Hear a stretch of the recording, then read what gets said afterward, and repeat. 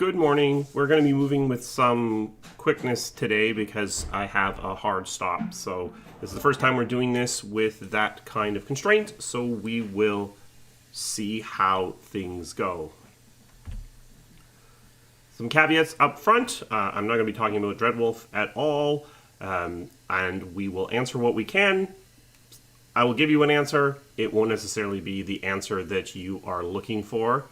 I will answer questions out of chat as we go if I can. If you want to have a higher probability of your question from chat being answered, consider a super chat because it will sort it to the top of the list. Otherwise, I'll answer what I can. So getting right into it.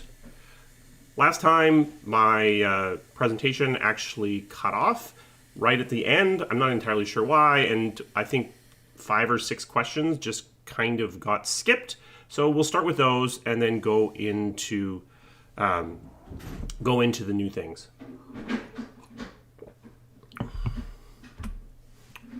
So first off, were there any plans to make Dragon Age to other genres, like an MMO or an XCOM style game? I think I remember hearing about that. Not really. What actually happened was during Joplin development, as we were being squeezed and people were being stolen onto other projects like Andromeda and Anthem, I actually put a Twitter poll up at one point, just sort of gauging the interest. There was never any people against it. It was really nothing more than that, just to see what the appetite was for something like that. But no development was ever done. So, take a question from chat. I only see one question. Do I speak French? I once spoke French. I do not speak French really anymore. Are you looking forward to playing the new Dragon Age game? Having worked on previous games, it's exciting to see where the story will be taken. I'm not really completely on the outside anymore. I'm working with BioWare as a consultant. So when this question was originally asked, I was on the outside. That was a pretty interesting thing to look forward to. I know a lot more now than I did then. So my answer, I guess, is not really relevant anymore. But at the time, yeah, I would say so.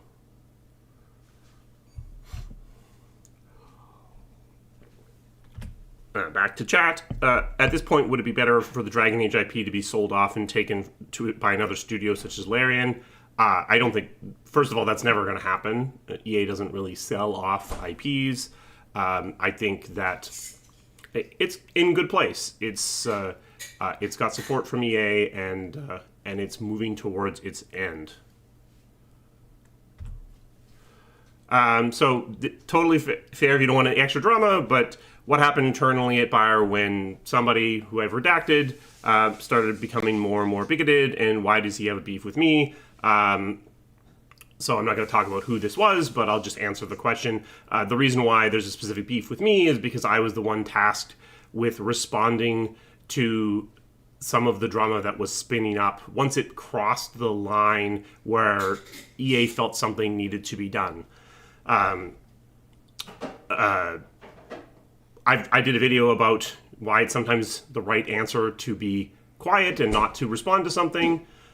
In this particular case, EA decided that things had gotten sufficiently out of hand and something needed to be done. I was the one who had the very legally approved language and was the one that was, as a result, responding to that.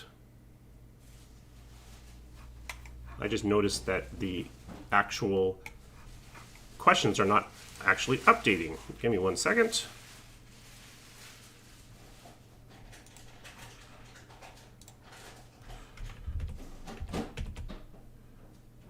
Oh, very strange. Okay. Sorry, y'all.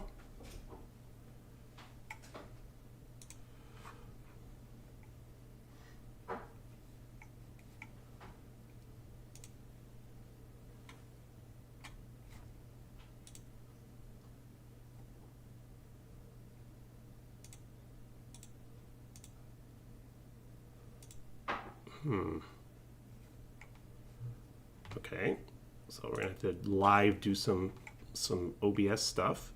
Why is this not updating? Let's just share.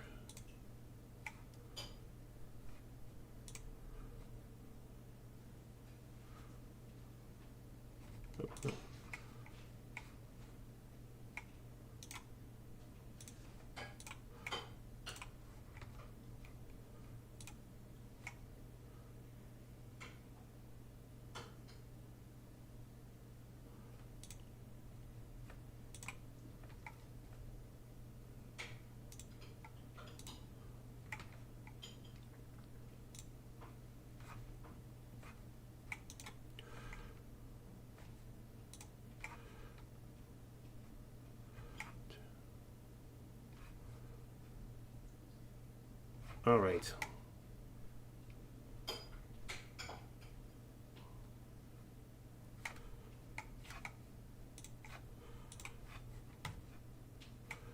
Okay.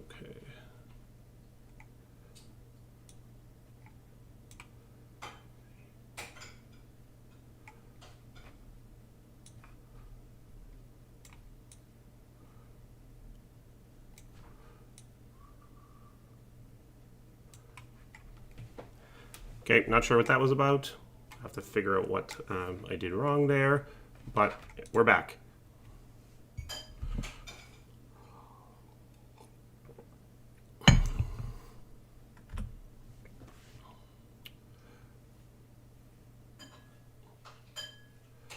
When suggesting new projects, what do you try to consider beforehand? What convinces you that project ideas are ready to propose to the company at large? It doesn't actually really work that way at a company like EA. It's incredibly difficult to pitch a new project, like something from scratch. For the most part, things are kind of planned in a longer way. I know that people think that if you just get the right person in the right elevator at the right moment, you can pitch whatever game that you want. That's not actually really how things actually end up functioning in practice.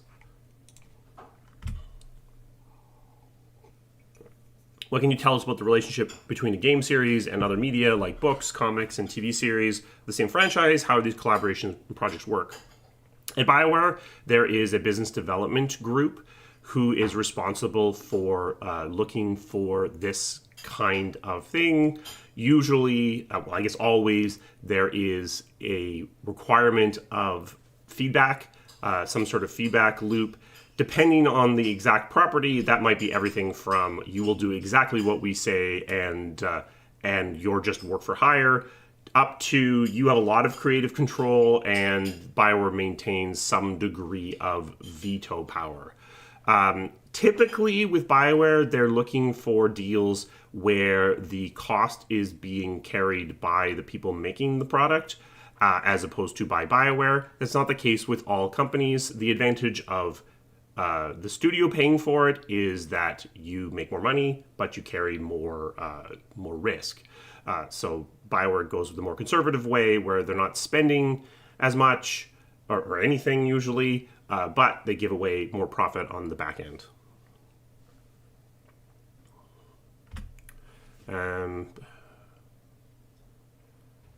How's it been working on DA again? Did I miss it?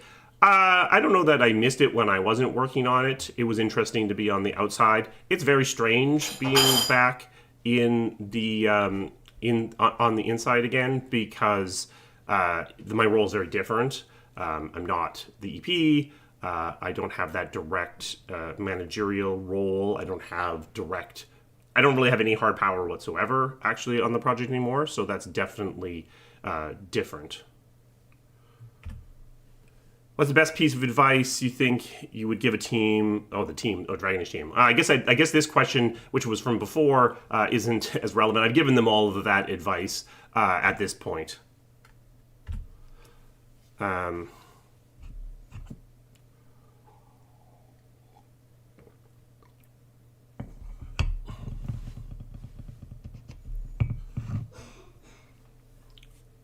I mean, there's a question here about what's something in BG3 that may not be obvious that I feel that Larian figured out that I wish BioWare had been able to do. The big thing that Larian is doing that is missing from most other modern games is they are... Fail Better Games calls it Campfires in the Dark, which is a lot of their plot scripting is based upon reacting to where you are in the moment as opposed to the path you use to get there. What that means is you can do almost anything because the game doesn't really care how you did it. If you're Matt Mercer and you pile up a bunch of boxes and then teleport into a keep and bypass the entire plot of getting in there, once you're in the keep is like, okay, you're here. I don't know how you did it, but whatever. We'll just go from here. And two things. One, it makes for incredibly robust scripting.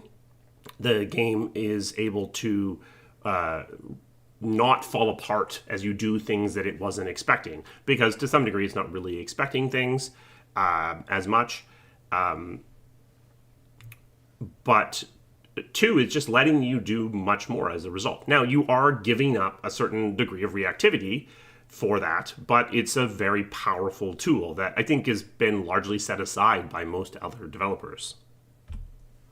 Can you tell us if they'll be playable on the PS4? I'm saying for PS5. No, it's the Dreadwolf. I guess I do have some Dreadwolf questions left over from before. Dreadwolf will be only on next-gen consoles and PC, as far as I'm aware.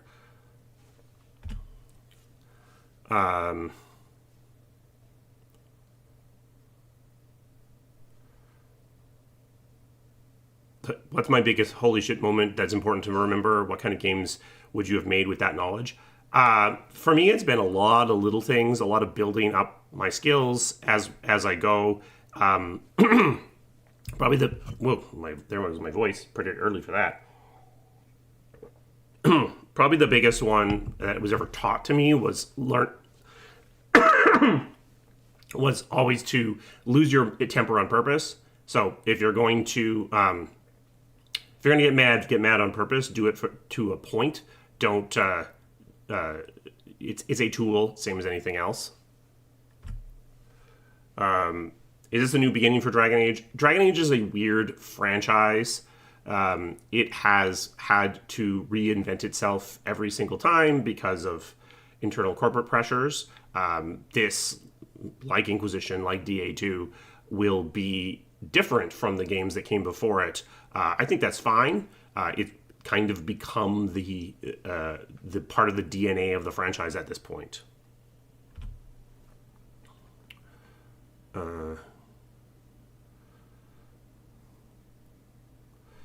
What made me want to reach out to BioWare to consult on Dreadwolf? So I feel like that's being somewhat over-reported. So I have been doing consulting work since in 2022 was when I started doing it. I was reaching out to different people. I knew where BioWare was when I first reached out to them. At the time, they said no. And then I was like, all right, fine. And I started working with some other people. And then things changed at BioWare, and then they came and reached out to me when their situation was a bit different. So I guess the short answer is money. The long answer was, I mean, I have contacts there. I knew I could help them out, and I'm certainly interested in Dragon Age being the best game that it can be. How long is alpha to beta to release in general terms? Almost unanswerable. It is incredibly dependent upon... thank you for giving people memberships. That's very nice. The time from alpha to beta... Well, first of all, there's lots of different definitions of these different phases. But the time from alpha to beta is the time of getting the content finished, and then from beta to release is more about getting your bugs fixed. Some games have thousands of bugs. Some games have tens of thousands or hundreds of thousands of bugs. So these times can be highly dependent upon the game and the genre. If you're making something that's a competitive game that really needs a lot of tuning, then you want a lot of time in that beta period, ideally to get the game in front of people who are going to play it, to really dial those knobs in as best you can. Am I able to share what other studios I've consulted with? No. It's probably something I will do at some point, but I haven't really run it past any of them. And some of the early things I did were very short and very much things that were about my contacts and knowledge of the industry as a whole. I don't think those will ever come out. Some of these longer ones that I'm doing now, they're not exactly secret. I just haven't run it past anyone in order to share more broadly at this point.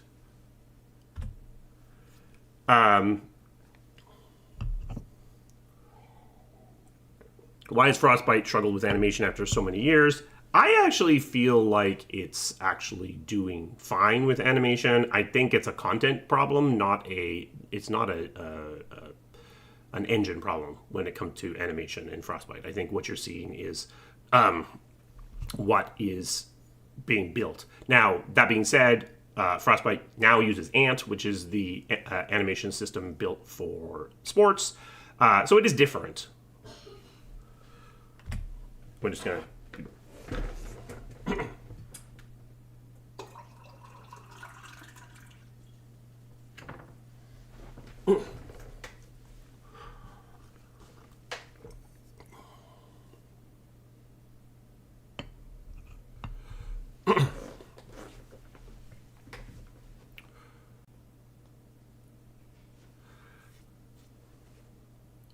Did I watch Absolution? Yeah, I did watch Absolution. I actually really liked Absolution. I'm not sure how enjoyable it would be for a non-Dragon Age person, because I'm not a non-Dragon Age person. But as a Dragon Age person, I really liked it. I thought it was well made. I thought it did something interesting with the IP.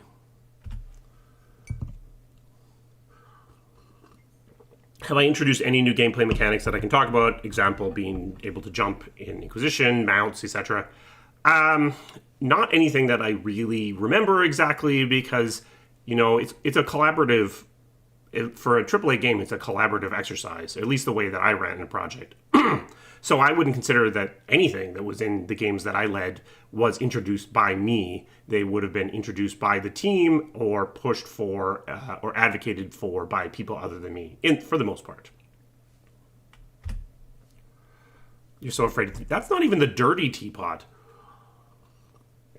What's my opinion on the Unity debacle? I am to be honest, confused by it. I'm not entirely sure how they got to the point of this being the path they thought was the right path forward, where they hadn't considered the consequences of what about humble bundles? What about piracy? What about blah, blah, blah, blah, blah, blah. Like, there's just, the original press release didn't stand up to 5 seconds of scrutiny, which is very strange to me, that they hadn't considered that. Now, I understand, like, you know, Unity is not a profitable company right now, so they're looking for a path to profitability. But the rollout of their initial plan was so odd that it's just confusing to me.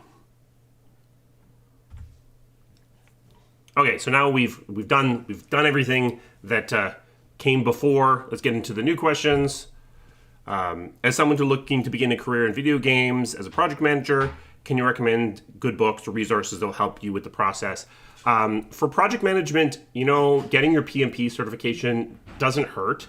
It's not that games is super formal on that front, but having that kind of formal training can be helpful. Definitely know what Scrum is, know what Kanban is. You know, there are lots of good books on those topics. Probably at a lot of studios in project management, you are going to be leading people. So look into resources for that as well. That's not universally true. Often project managers do not have management responsibilities, but it's something to keep in mind.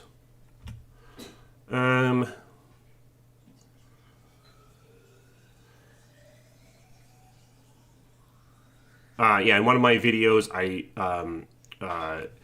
said that DAO went through lots of shift in development. Yeah, DAO was multiplayer 2 different times before it actually ended up shipping. Also, it was originally being built on the Neverwinter engine. It shipped engines in the middle. So it had some big shifts. The difference being that, you know, back in the early 2000s, there wasn't as much scrutiny on development. There wasn't as wide of a pipeline for rumors as there is now.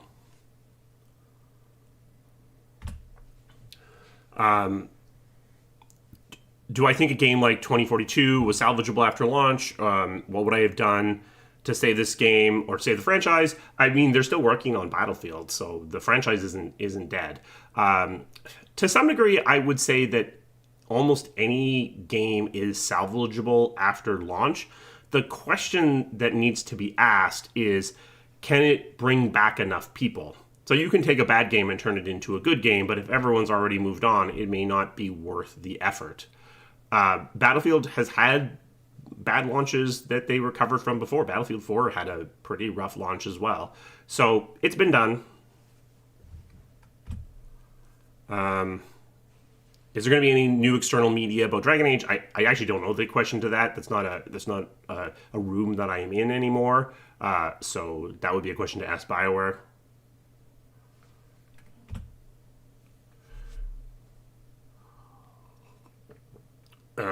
Where was this filmed? I think this is the... I remember thinking, oh, I'm going to forget what the video is, and I have. I think this is the video, the Dragon Age video that was filmed at a park in Edmonton. I think it was White Mud Park, if it's the video I am thinking of.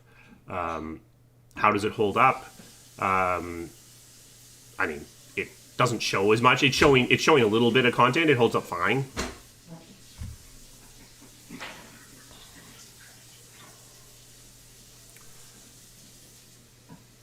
How difficult or realistic is it to have previous protagonists in a sequel game like Hawk and Inquisition or Letter from the Warden? It can, for Dragon Age or any game that has character creation, it is extra work because you have kind of two choices. You either have to move to sort of default marketing protagonist, or I guess you have three choices. Default marketing protagonist, or you have to put character creation right in the middle of the game flow to allow people to recreate their character, or you have to have some way to move your protagonist appearance from game to game to game, which it would be the ideal solution, but that requires that your character creation remains relatively constant from game to game, which typically isn't actually the case. Instead of an interview, how about a podcast or freeform discussion with Mike Laidlaw or Matt Coleman or Christian Daly? So I'm not the strongest of interviewers, so any kind of podcast that I would ever do would probably still be a solo affair, because now, if I found someone that could be the other side, the person asking the questions, that would be great, but I wouldn't want to put that work onto any of these three people. What's my opinion on the role of art direction? Has it diminished over time, or just the priorities have shifted? I think it is still really important. I do think that some studios undervalue it and have gone into what I've called in the past art direction through video card. But I think it's important that your game should look like something. And then when you see a screenshot, it looks like your game, and that people can tell what it is, what it's going to... that it's going to be your game based upon what it looks like. So, yeah, it's not as much about shaders and things like that. It's more about making a distinct silhouette for the people in your game, or making strong color stories. But I do think art direction remains incredibly important.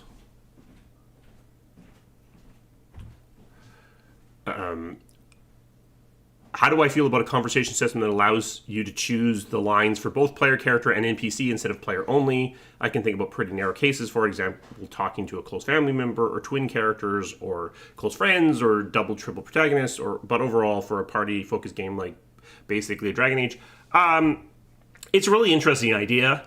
I think it's a bit niche, but I think there's something interesting to be explored here. So if you are, whoever asked this question, are interested in making your own game, this would be a game to try and give it a shot and see how it turns out, because I think there's something interesting to be explored in this space.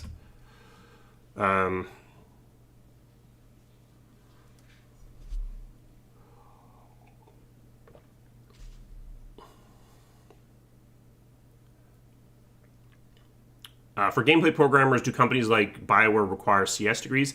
It's not a requirement. Some of the strongest programmers I worked with did not have CS degrees. But it is a strong filter. So if you do not have a CS degree, you are going to need something else that is going to get people to pay attention to you. So you need to have published something in a gaming book or gaming magazine, or you need to have something in your resume, like a book, a game that you actually finished and it came out. So it's not a requirement, but it does definitely hurt your chances to not have a CS degree. Party member sexual development through player massively rejecting, ignoring romantic advances. Should we explore more of this? Two situationals. I guess it's kind of similar to the player sexual topic. Do we want our party members to hook up with each other en masse if players not interested in any of them? I think there's definitely some interesting avenues to be taken with your party members having relationships with each other and interacting with each other. It gives them more life. It makes them more believable that they're not just there waiting for you to come and talk to them, and otherwise they're completely static. I think having them interact with each other definitely helps make them more believable.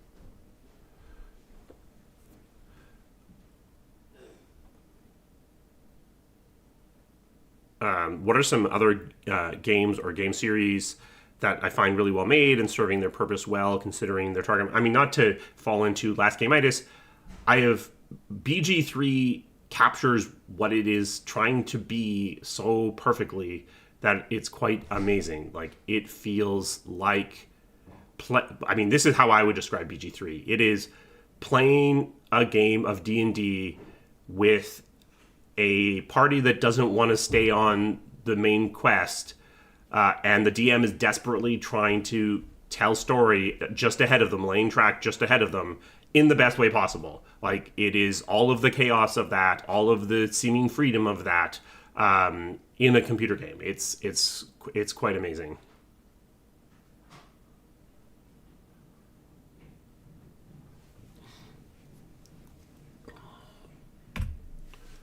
Thoughts on love triangles.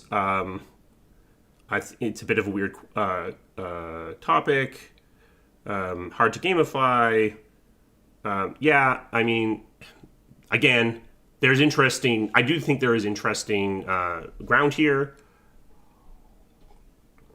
I think anytime you mix storytelling with gameplay, as in you did a thing for story reasons and it had a gameplay consequence because they're actually weaker or stronger as a result, it's powerful, and I think games should do it, but it's dangerous as well because you don't want to get into a situation where people are making choices for gameplay reasons as opposed to story reasons. Ideally, what you want is people making decisions for story reasons, and the gameplay consequence is either a nice bonus or it follows naturally from the story reasons. So I do think there's a lot of power here. I think it is something that games should do, but it is a dangerous a topic for sure. Are there any mechanics I've encountered in BG3 that I'd like to see incorporated into 5e tabletop? I mean, I personally have always played with bonus action potions because healing in 5th edition is actually really weak. There are some of them. It's hard to tell because a lot of the ones that I think are great are ones that are small and sort of smooth out the experience. I do think they're doing a better job of balancing marshals and spellcasters than 5th edition does. So maybe in 1D&D or whatever it's called now, D&D Next, they can take some lessons there. A lot of what's going on in BG3 that makes it feel so good is coming from really clever level design, which you don't really get for the tabletop because, I mean, obviously some DMs are getting great level design, but others are getting, I drew something on a piece of paper with a dry erase marker. It's a square. So that's harder to replicate in the tabletop.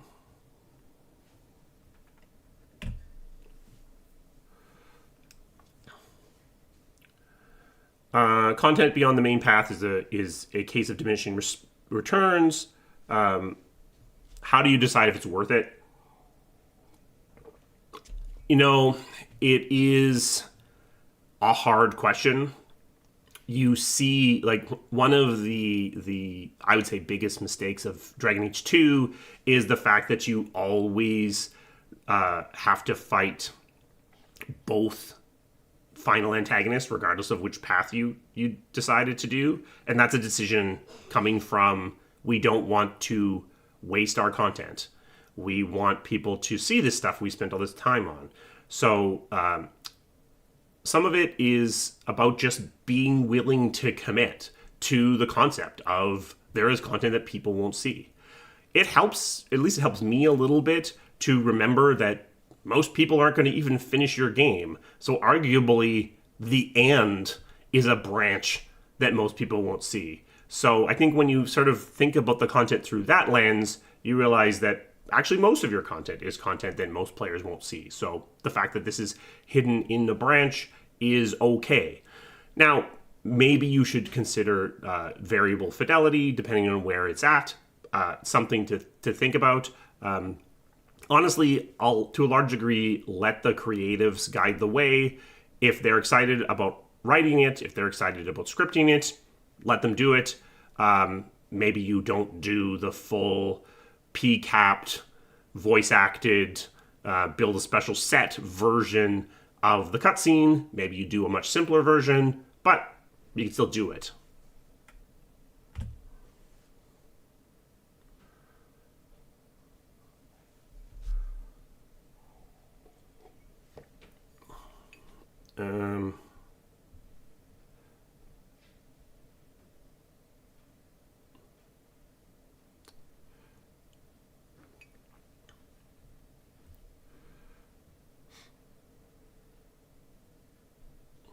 What made me want to get into development? So I'm going to get some tea and answer that question.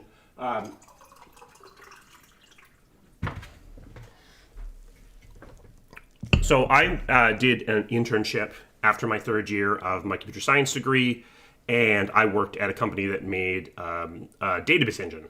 But it was a product that shipped. And so for me, it was really empowering to work on something that shipped. And when I came back and now I'm looking for real jobs that I'm going to get after I finish my computer science degree, one of the big things for me was to look for a job where I could ship. So I interviewed at the time. Nortel was hiring tons of people. That would have been a job where you would have worked on software that would have gone into a box in a field somewhere to route fiber optic signals across the country. So that was kind of out. I didn't really want that. BioWare was just starting up when I was graduating, and I knew their employee number one. I'd worked with him on my internship. So kind of to some degree fell into my lap. Have I ever played the TTRPG Dragon Age? I have it. I have actually never played a game of it. How much was the DA team involved in the creation of the rules? Not at all. That was created entirely by Green Ronin. That was their system entirely, and I think they've used it for other things since then. I like that it exists. I like that there is a something that signals that Dragon Age is an RPG. Now I think I would be pushing to make a 5th edition supplement for Dragon Age rather than a standalone RPG. But at the time, it was the right call, I would say.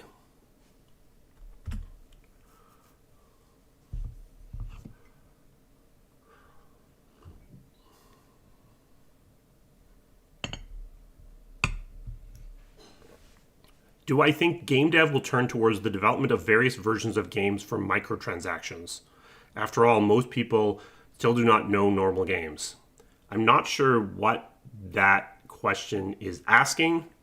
If you're asking if do I think all games will become free to play, it looked like that for a while there, but no, I don't think so. I think we're coming back from that. I think we are going to see free to play will continue to exist, but I think we're going to see a stabilization of the premium market. What would be my first recommendation to get into game development? Would I suggest getting a degree and then finding a job, or getting an entry-level position and then learn your way up? Depends on what you're trying to do. For computer science, talked about before, a degree is incredibly helpful. I don't know how you're going to get an entry-level position.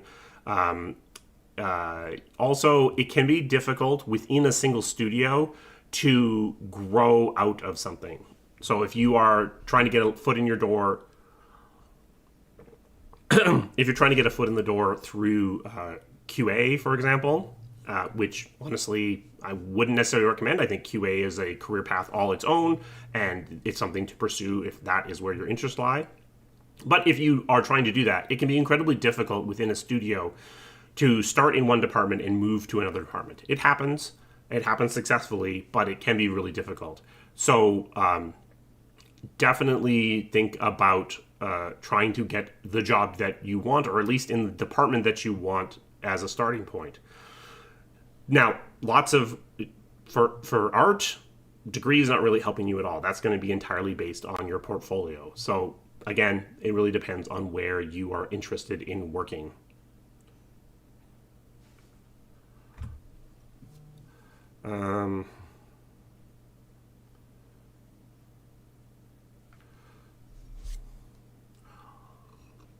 As a producer, how have I mitigated decision fatigue for you and your team throughout closing a project? So one of the reasons why I actually advocate so strongly for triage is that triage is a forum through which you can answer a lot of questions, especially in the end of the project, the closing parts of the project. So you're not going to avoid making decisions. Finally, a project is making thousands of decisions in rapid succession, but you can take a little bit of the burden off the individual team members by helping them with that decision making, or when necessary, making the decisions yourselves. So triage also lets you get a group of people together, making decisions as a group. If you've worked together for a while, can be faster, can be less draining as well. Why did EA cut Bioware's budget? I assume that's to do with the layoffs. I do not have an answer to that question, but I put it in here anyway, so there you go.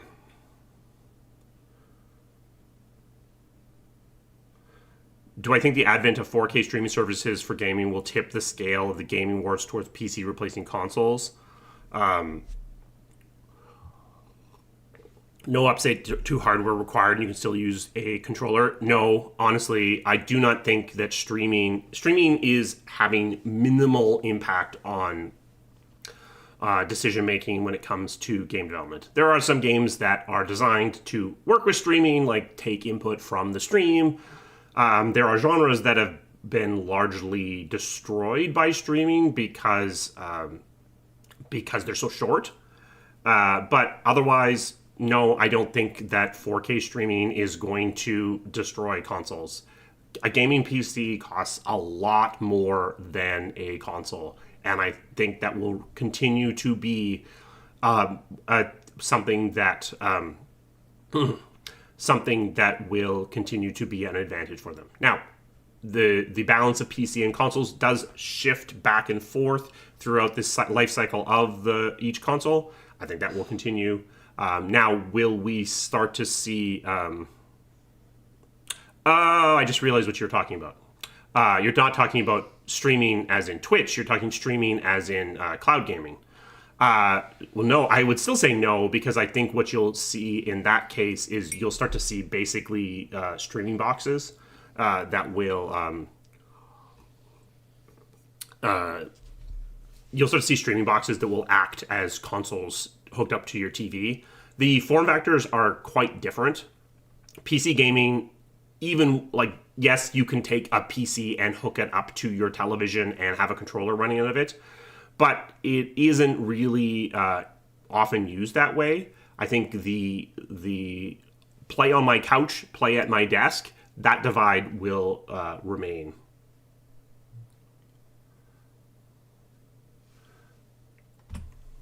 Do I think modern games should put more emphasis on modding support?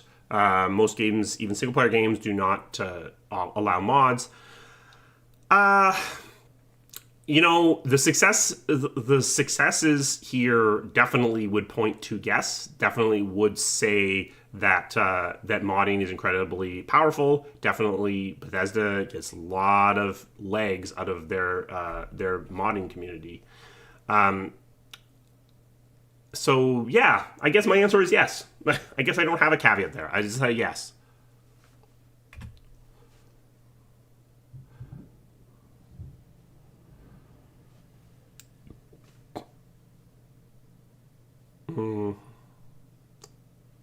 Would I consider a membership level or charity streaming a game of the DATT RPG? I'm not sure that I'm confident enough in my DMing abilities to consider myself a live game player. I mean, maybe someday.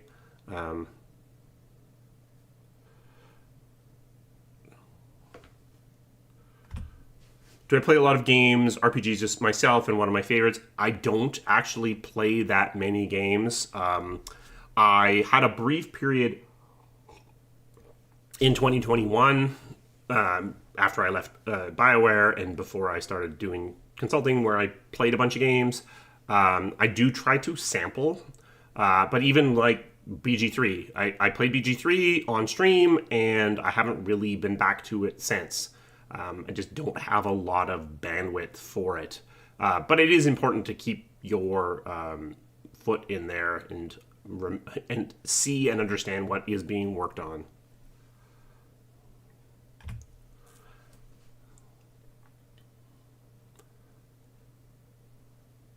Have I acquired new knowledge you can use for myself consulting in BioWare? It's actually been really useful for me. So as a story shaper, someone who develops my storytelling through the interaction with people, it's been useful for a lot of my concepts and philosophy to bounce it off of people and to be able to come back to things that I've thought about and even written about, even made videos about, and re-examine some of that. So absolutely, working with people has, for my kind of storytelling, has been helpful for me understanding the things I already believe.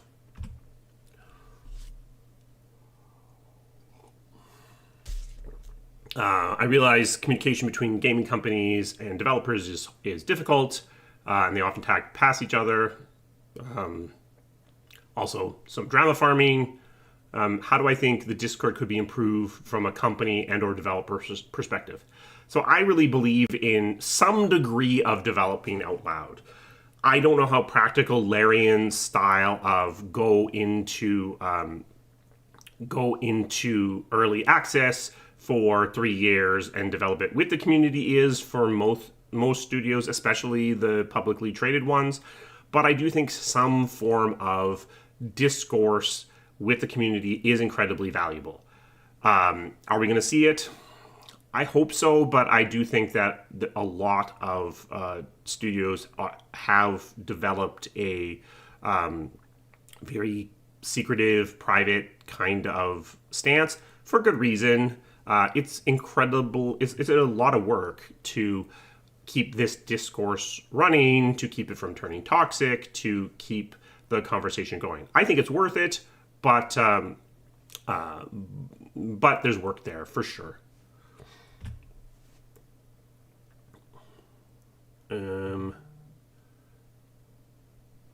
What bubbles in gaming do I expect to burst in the next 3 years? I could be wrong. But I feel like we're starting to see DLC in single player games be a thing of the past. It doesn't look like, so I guess it's not exactly a bubble bursting because it seems like it's fading away as opposed to just suddenly exploding in our faces. But that's something I think that we may not see very much 3 years from now. Now, will it then circle back around and come back around? I suspect it will. But that's what I'm noticing. Oh, it looks like I have this question in here twice. Yep. What direction would I like to see the game industry moving, and what are some trends that are negatively affecting it? I think that the industry is starting to grapple with its it's starting to grow up a little bit in terms of understanding how to develop things in a more sustainable way. Honestly, I do think that graphical fidelity is one of the things that is probably affecting the industry most negatively. It is, I think we've crossed a line where we're getting very diminishing returns. And I'm hoping that as an industry as a whole, we can kind of pull back from the edge of that. Maybe the only way past this is through it. And the way that we stop visual fidelity from being a death cult is that finally computers and engines get powerful enough that you can't tell the difference between the indie and the AAA. Kind of to some degree, like you have in films now, is the quality of a film I can make with a $3,000 camera versus a $300,000 camera. If I'm talented, it's hard to tell the difference. Then you layer on billions of dollars of CG, obviously, but maybe we'll see that. Maybe that's the way we get out of this. Any idea what the Dragon Age Dreadwolf Collector's Edition will tail, or how do you decide what goes in them? I have no idea.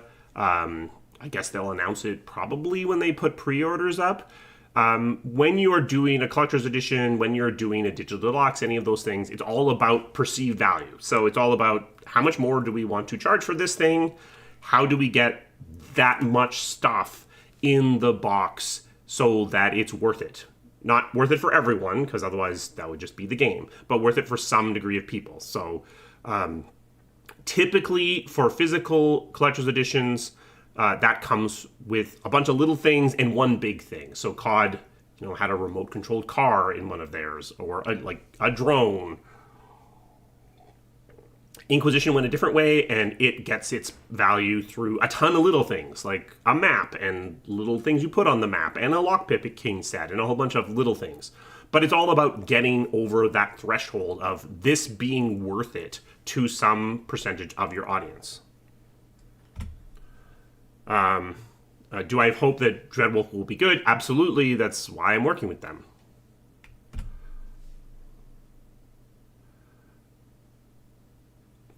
Do I think it's possible for EA to recover in the eyes of BioWare fans? I'm not sure that it's possible for any multi-billion-dollar publicly traded company to ever have a really great public perception. I think it's something that they should care about. But I think they would be better served by focusing on strengthening the perception of the individual studios. Let EA be the evil corporate overlord, and then make their perception of their studios that they own be as strong as possible. That would be the way that I would go. How do I feel about the volatility of the industry now compared back in the day? I get the impression that instability was traded for higher development tensions, whether it be risk-averse mandates by money people, limiting freedom, dev choices, ever-raising fidelity. There's truth here. We've had a lot of layoffs this year, so definitely there's been volatility this year. But we have, as the industry has grown up, it has become more risk averse, at least in the AAA space. It's become more expensive. Things have taken longer, but you do see less sort of pulsing. You see less AAA games shipping and then the entire studio being shut down. It does still happen, but I do think you are seeing less of it. I think it's partly just this becoming more and more a business. Do I ever think ME3 will ever be open sourced? No, I do not think ME3 will ever be open sourced. How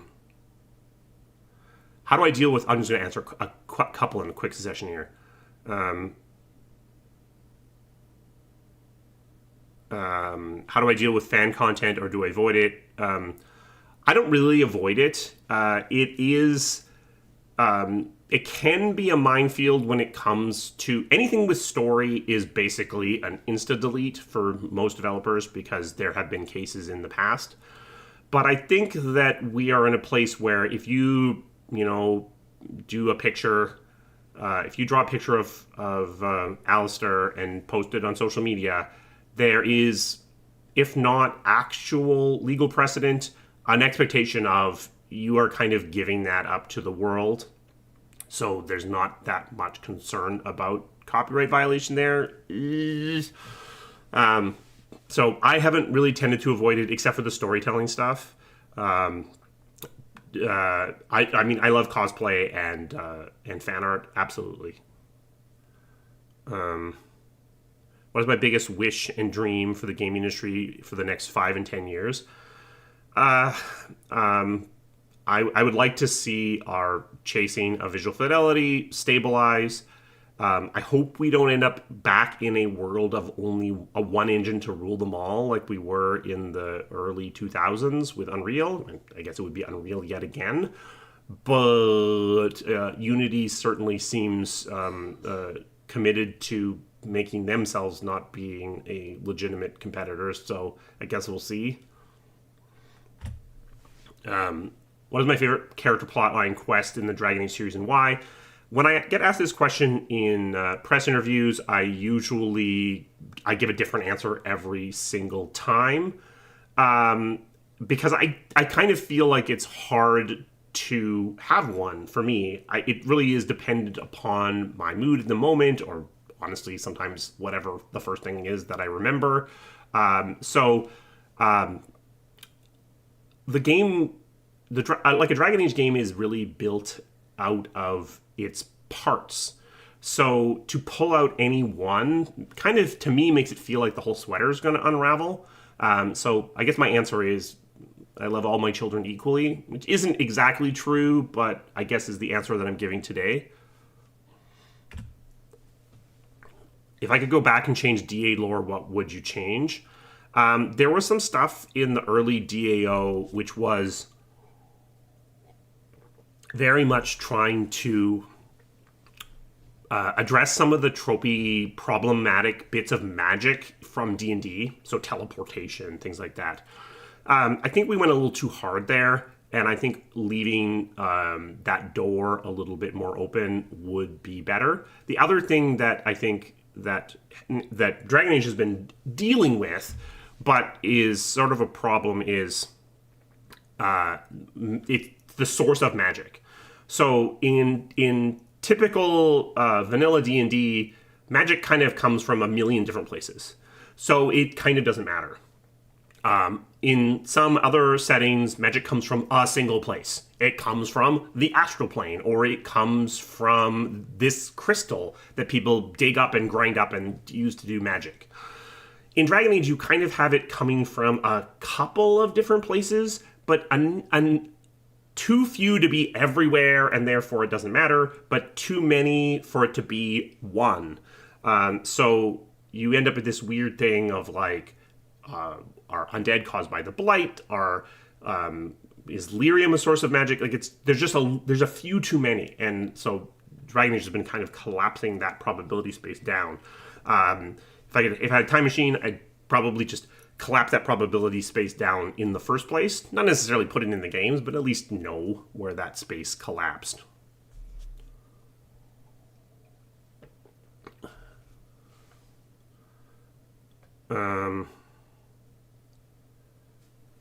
If I was given a large budget and asked to create a Dragon Age Legendary Edition, including even extended media, what would I focus on for each game? I've talked about remasters and remakes before. I think if I was given that task, the big thing would be, I think for Dragon Age Origins, you have only two choices. If once you start going in there, you got to go so deep that I would go full remaster and just pretty it up and let all its warts be its warts. Maybe take another crack at the console controls, and like getting Tacticam in on the consoles if I could, but largely just prettying it up. Dragon Age 2, I'd be really tempted to see if you could make Orsino an optional fight.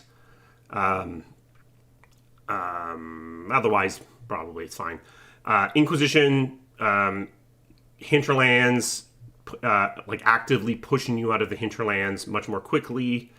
Not cutting anything from it, but definitely making it more clear that there is a critical path because the pacing's kind of off there. Reducing the amount of influence you need to unlock things so you can get through it a little bit more quickly.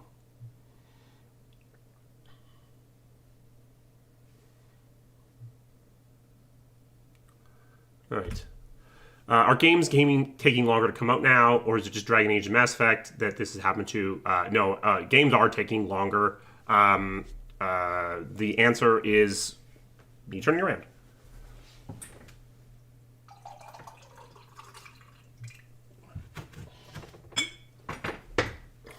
The short answer is actually has a lot to do with graphical fidelity again. It's just the assets take longer to make.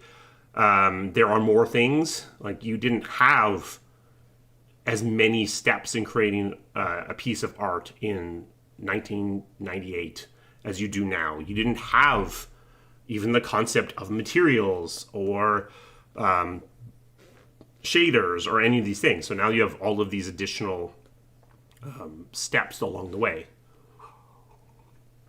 It will be interesting to see if as some of these techniques, PBM and photogrammetry and these other things become more commonplace, if some of those costs come down. It hasn't happened yet. They've actually just kept going up and up and up. You just change the work that's being done.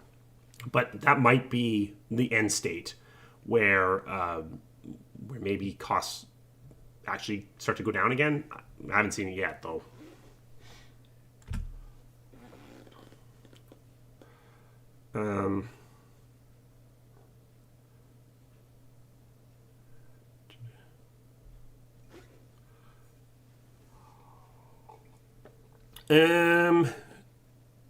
Is it? Oh, the question on the magical sources for Dragon Age, isn't it only Blight, Blood, or Fade? It isn't, because you've got Blight, Blood, Fade. Well, okay, yes, Lyrium is Blood now because that was Dragon Age collapsing the probability space. That's what I mean by Dragon Age is collapsing the probability space. Is it didn't used to be.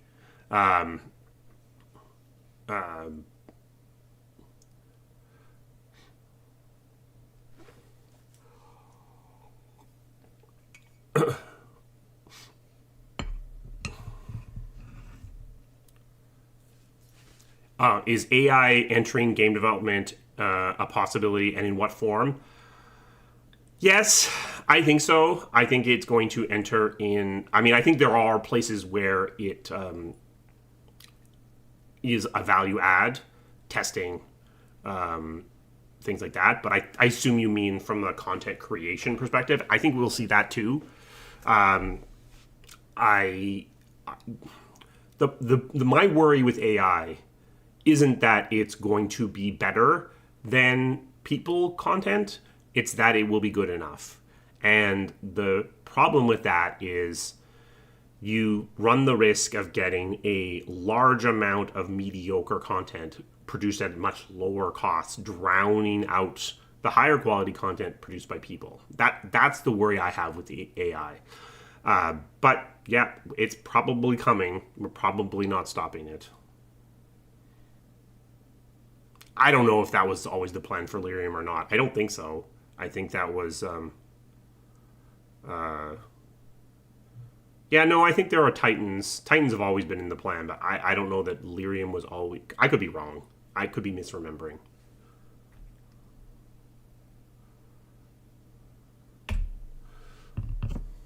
Would I want to live in the world of Dragon Age? And what character would I want to meet in person for Dragon Age lore and characters? I would definitely not want to live in the world of Dragon Age. Dragon Age is a horrible world. It is a world of...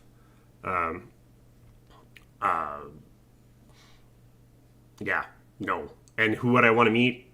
I don't know. I mean, like, that's, again, sort of, who's your favorite child kind of question. I don't have a great answer to that. Wasn't DAO planned as one game with no sequels? That is correct.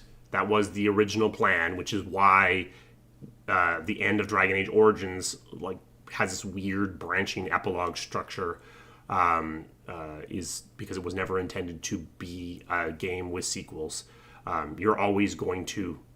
I think that's a lesson for the world. Always assume that you're going to potentially have sequels. So it's not that you should leave a bunch of threads, but at least don't make sequels incredibly difficult to have. Can I tell us more about Sandal? No. Sandal is a character whose future will be decided by BioWare.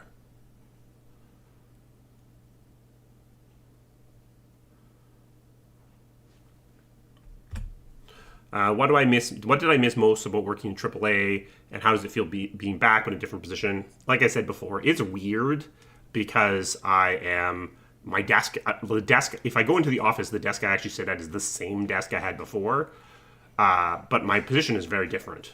I'm not doing salaries, I'm not doing people management, I'm not doing reviews, but also I don't have final say on anything. I have no hard power in my position. It's just a consulting position. So it's pretty different. I don't know that I missed anything in particular about AAA. I mean, there's a power in the giant team that you just don't see in the indie space. But there's an agility in indie that you just don't see in AAA. So I think there's pros and cons in both sides.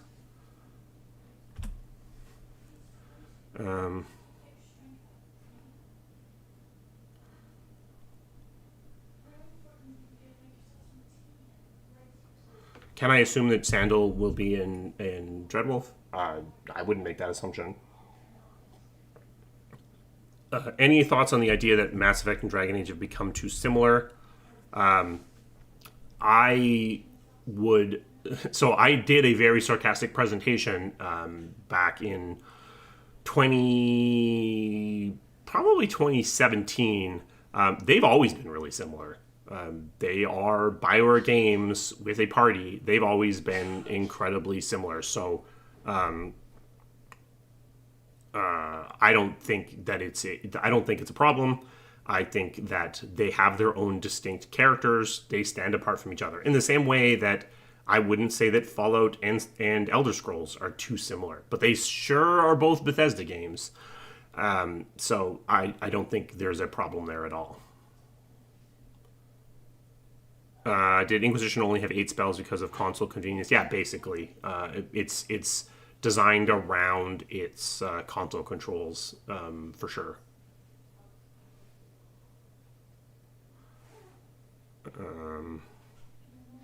Was there ever any significance to the ML line, like the Warden and the Champion being related? I don't know the answer to that question. I mean, there are often things that are planned and then executed, but also things where convenient plot hooks are picked up and taken in different ways. So sometimes things are planned years in advance, and sometimes they just look that way.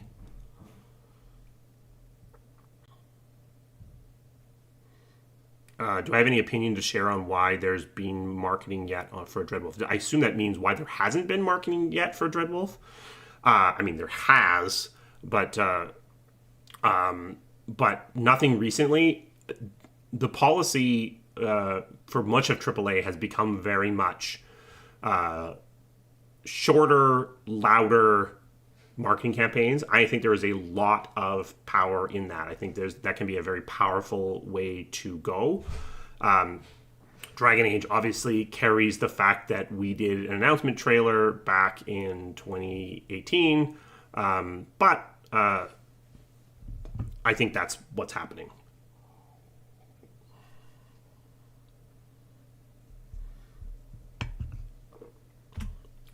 How do you get protagonists to have agency and make important choices about pushing a strong form? Oh yeah, so this is I talked about this in a video before. How do you not end up being your game basically supporting libertarianism?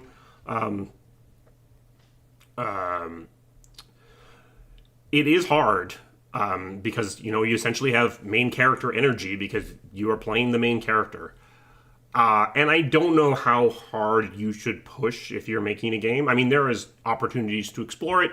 DA2 explores it to a large degree because the protagonist in Dragon Age 2, Hawk, is kind of a leaf in the wind. But yeah, it's hard. I think you naturally end up in exceptionalism individuals to some degree. I think the Mass Effects and Dragon Ages, by having a party, undercut that to some degree. But yeah, it's definitely something to be aware of. Do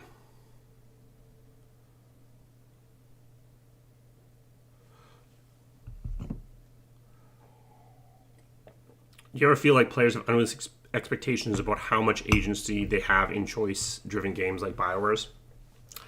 Yes. But honestly, I think that people also interpret. So I may do another choice and consequences video. Most people, when they say choice and consequence, aren't really saying choice and consequence. What they really mean is, I want to feel that the thing that I did made sense from my perspective. Ideally, I had a choice and I made a choice and then the thing that happened made sense. But you can feel like you're in control in a game that has no choice. Because what you did made sense in the moment and the reactivity to it made sense based upon what you did. So I think the problem is that, and this is, I think, actually, honestly, BioWare's fault to a large degree. We said choice and consequence, we kept underlining it, and so people are expecting to be able to do anything and have the game react. But what they don't actually really want that. What they really want is to have an understanding of the stakes of the game and to see the impact of the choices that they're making and for the choices, for the things that they're doing to make sense. So we've trained people to want something they don't really want. So yes, I think the expectations are wrong, but it's not players' fault, to be clear.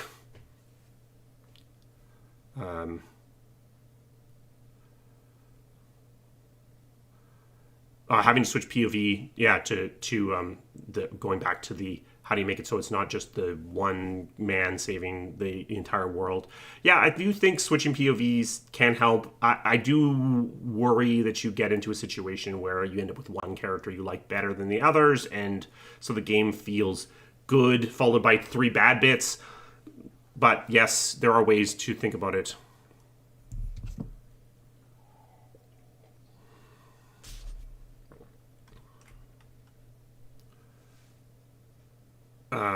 How much does advancements in GPU hardware affect a game in development years from now, such as Dragon Age or Mass Effect? With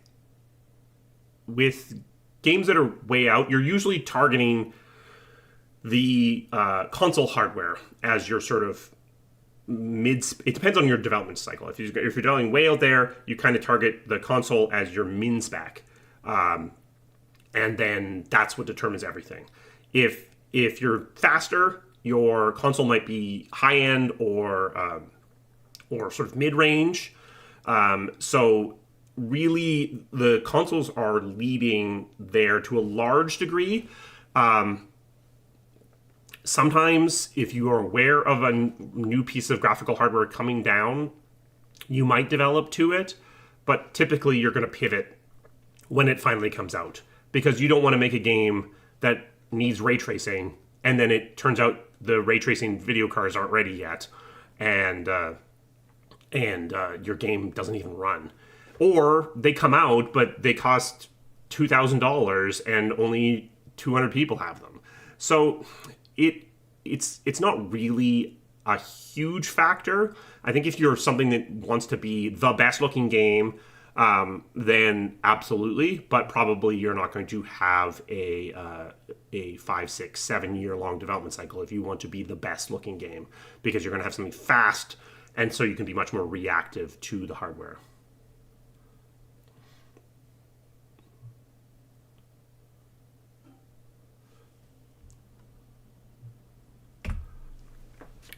How many games, movies have a basic plot of bad things happen, protagonist fixes it, then go back to status quo without even thinking about improving society?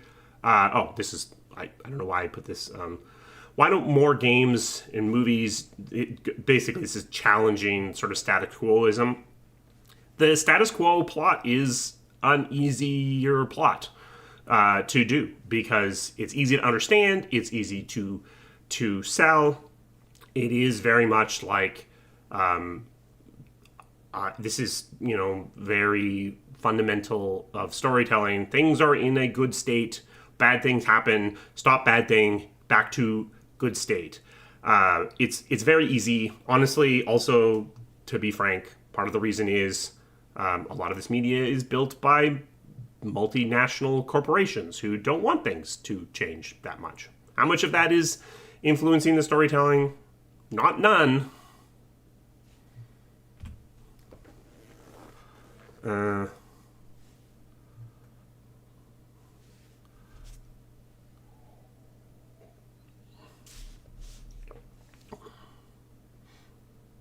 Do I think it's possible for BioWare to split from EA? No. EA doesn't let things go. So no. Could everyone leave and start their own studio? Sure, but BioWare will remain part of EA, as far as I can tell. That's not how EA thinks. Should Dragon Age have more jump scares in it or fewer? It doesn't have that many jump scares, so more.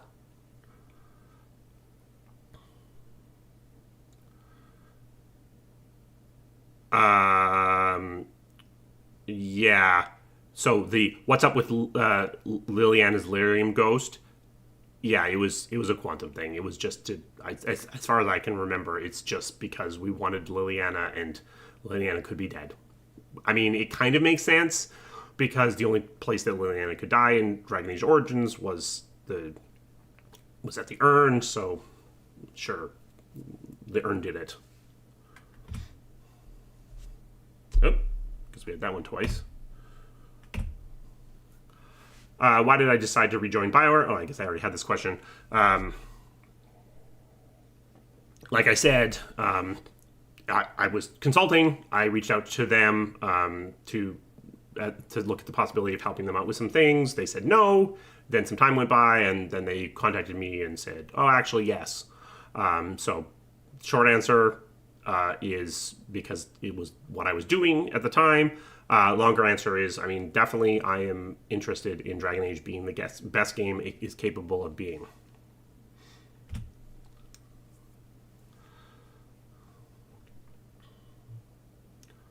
What's my opinion of mobile gaming?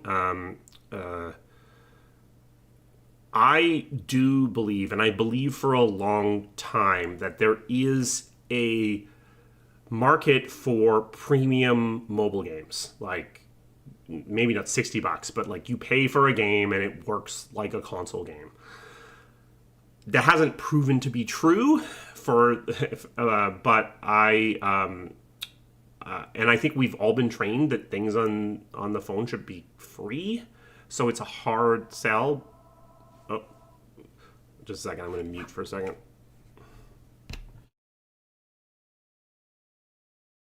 In fact, what I'm going to do is I'm going to play an ad.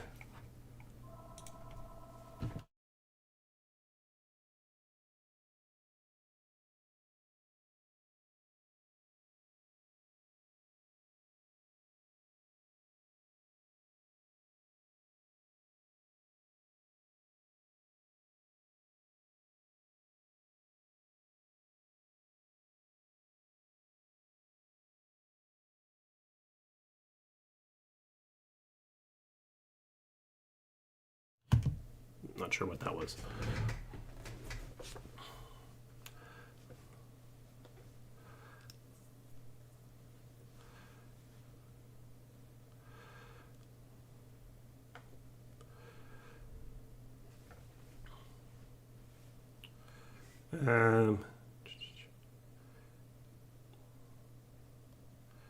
Yeah, it's so funny that yes, if you have premium or you have ad blockers and I play an ad, it's just an empty chair.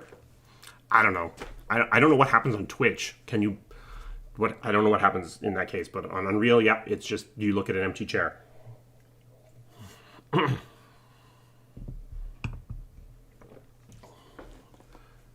Yeah, there is currently, to talk about mobile a little bit, there is a distinct division right now between mobile games and games that happen to run on mobile. I do, as I said, think that there is an opportunity for premium mobile, and we just haven't really seen it very much. Oh yeah, there are, to be perfectly clear, there are mobile games that make a ton of money.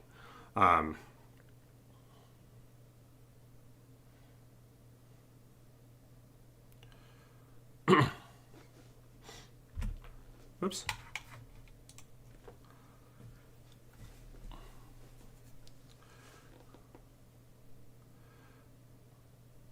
Do I feel Bioware could have done more to nurture the fan base between releases other than comics and novels?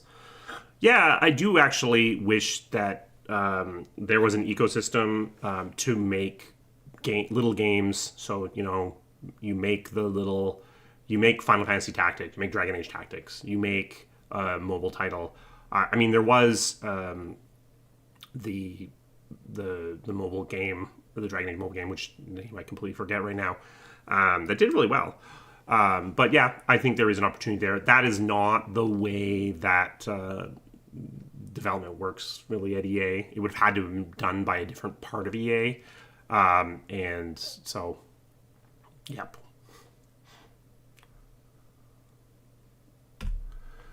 How did it feel to win Game of the Year for Dragon Age Inquisition? I mean, I don't really remember it, but it was good. It was great. I'm really glad that Inquisition won that year. 2014 was a tough year for gaming, that's for sure.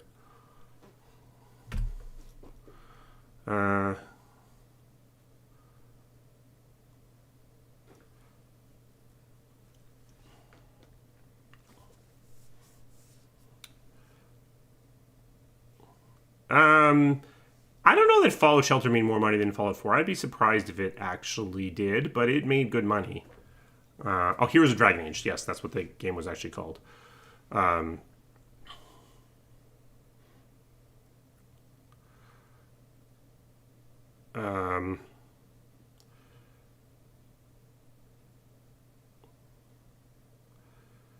do I feel about that Dragon Age becoming less writer-oriented? I don't know that is true. Definitely, it went through a period of trying to focus more on different kinds of gameplay. Like Anthem is definitely a game driven by its gameplay as opposed to by its story. I guess we'll see with Bowie what the actual truth is going to be, but I don't think that's what's happening. Is the new Mass Effect still in development? Yep.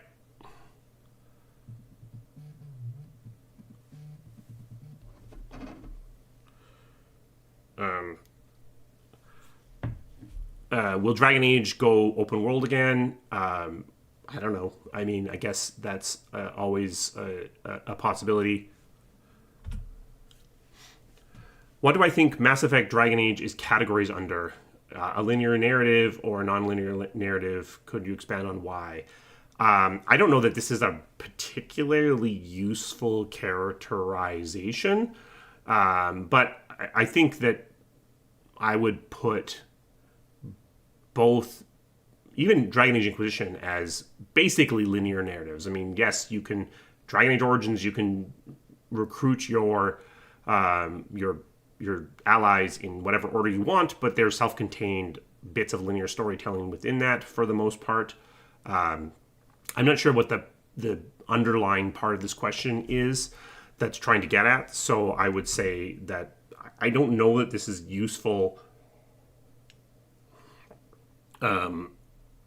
This is a useful characterization, to be frank. I guess something like BG3 is a lot more nonlinear because, again, of the campfires in the dark.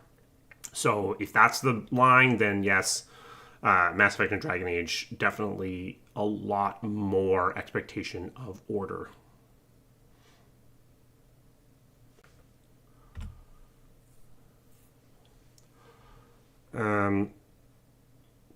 What game am I most proud of working on? So I usually answer this question or questions like this way. The team that I enjoyed working on the most was Sonic Chronicles, because it was a little team and it was scrappy and it got things done. The project that I am most proud of is Dragon Age 2, because we turned around a AAA game in basically a year. The game I'm most proud of is Inquisition. It is the game that is most like what we were trying to make. What do I think about Gaspard? I don't have any opinions. Just to answer you so you stop asking. I'm not going to comment on any things that have changed in BioWare's staffing, because one, I found out at the same time as everybody else did, so I have no information, and two, I'm working with them, so I'm not going to give my opinion on that. So,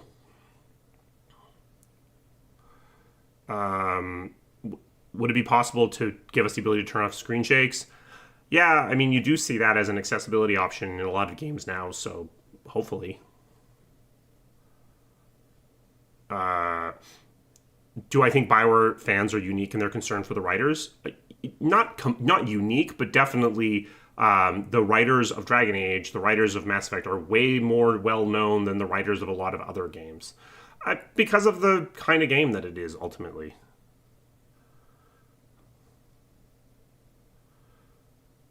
Any thoughts on why writing in a lot of AAA games seems to be getting worse over time? I don't think I would actually agree with that. I think you might be rose-colored glass remembering games with better writing. I mean, go back and play one of those. I don't know. Maybe I'm wrong.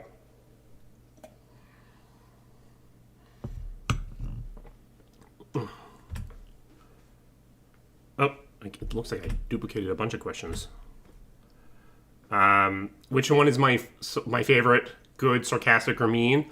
I want to say sarcastic, but when I actually end up playing, I end up taking a lot more good than... I mean, I end up taking as much sarcastic as I can, but I end up sort of feeling like I have to take some good. So I end up in kind of a light purple, a bluey purple, because I end up taking a lot more blue than a true sarcastic, true Purple Hawk play would entail.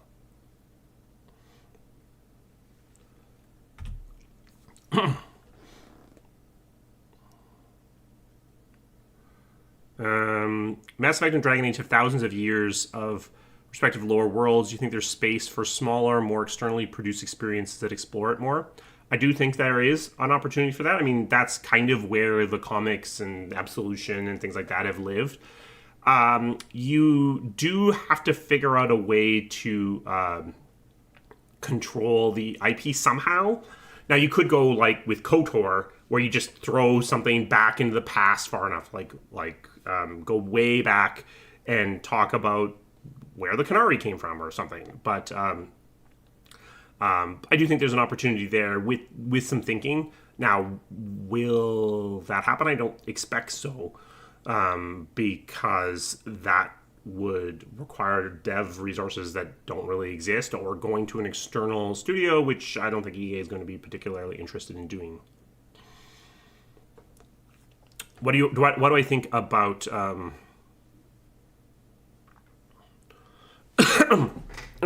what do I think about AI storytelling? I talked about this a little bit before. My biggest worry with AI storytelling is it's going to become good enough that it's going to result in a lot of mediocre content.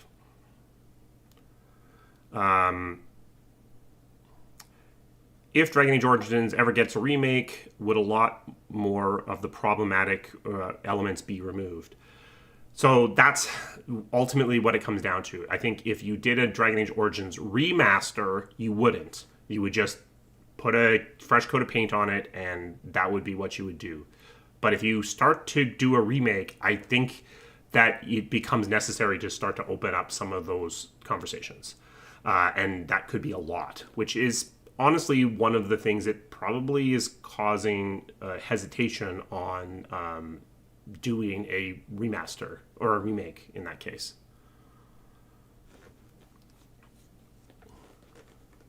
Are there different genres that I'd like to see Bioware storytelling applied to? More realistic settings, urban fantasy. Urban fantasy is interesting. Ultimately, sort of Revolver was kind of urban fantasy in a way. You can get in kind of a dangerous place with too modern of a setting, because you get kind of two things. Some of the tropes of RPGs, you're kind of all murder hobos, right? So if you're going through a modern setting without a large enough twist in it, you kind of get into a weird question about what exactly is going on, who are you interacting with, where are you interacting with them. So I think there's an opportunity there. I think it could be explored, but there are definitely some issues. The other problem you have is a bit of an uncanny valley problem of, I know how the modern world works. So if you set something in the modern world, I expect it to work like that. So I expect to have a cell phone. I expect to be able to drive a car or get on a bicycle, or like you can see it in GTA. GTA works because they basically let you do everything. But that's expensive.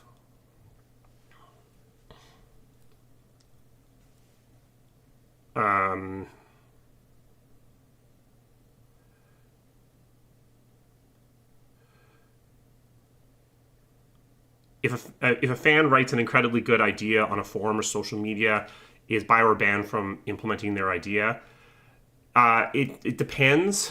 If it's just like I put an idea out on a Twitter post, no, you're basically releasing that idea to the public by that kind of post. But Bioware doesn't. So I guess no. I guess the short answer, no, because that in that case, it's like, well, you just gave that to everybody. If it's a bit of if it's fan literature, nobody's reading it. It's just going in the garbage. So no. So in that case, nobody knows what's in that piece of literature. So no.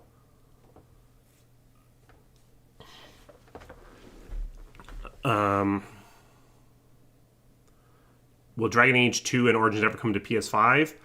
I don't know. I mean, that would basically require a remaster of some sort.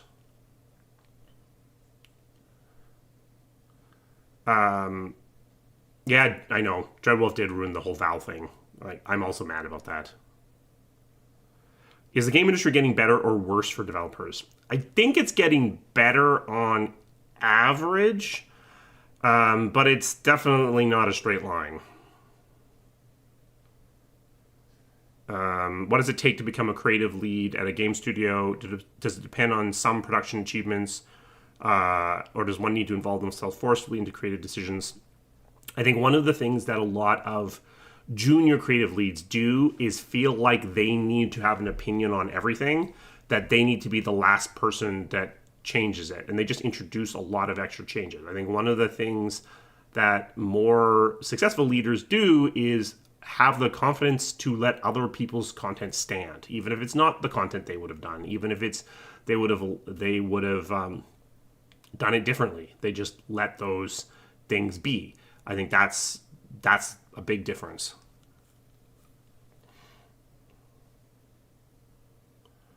Has there been discussion about adding more drama to BioWare romances? I'm sure that's a conversation that's happened somewhere. It often each character is written by a different writer, so when they interact, that can become a little bit more complicated. But yeah, there's certainly interesting things to be potentially done there. How involved am I as a creative lead on marketing titles? Marketing titles. Do I have any input in the creation of trailers? Yes. Usually there's some degree of input in trailers, but at EA they're usually done by a central group. So it's influence more than necessarily even veto. Probably the EP has veto power if necessary, but not direct creative control. They're done by a different group. If I had a free reign, what's the coolest, most ridiculously extravagant thing you would put into a physical collector's edition of the game just because you could? So I did on Anthem. I did push for this, and I wish we'd done it. I did push for doing, because we had the studio that would made the physical versions of the Javelin suits for that one EA Play. I did push for a $55,000 collector's edition where you got one of those suits. Obviously, we didn't do that.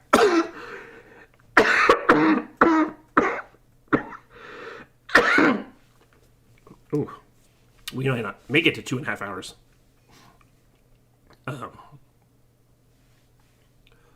Would you say it's harder to import decisions in a series like Dragon Age or Mass Effect? I bet it's harder when each game has a different protagonist. Actually, so Dragon Age is a little bit more self-healing because when you are playing a Mass Effect, so Mass 1, 2, 3, a lot of what you care about is the interpersonal stuff. When you're moving from Dragon Age Origins to Dragon Age 2, you don't really care about any of that interpersonal stuff because it's a different character. I mean, you care, but the game doesn't need to reflect it. So Mass Effect has to deal with a lot more minutia than Dragon Age does. Dragon Age just needs to deal with the big stuff.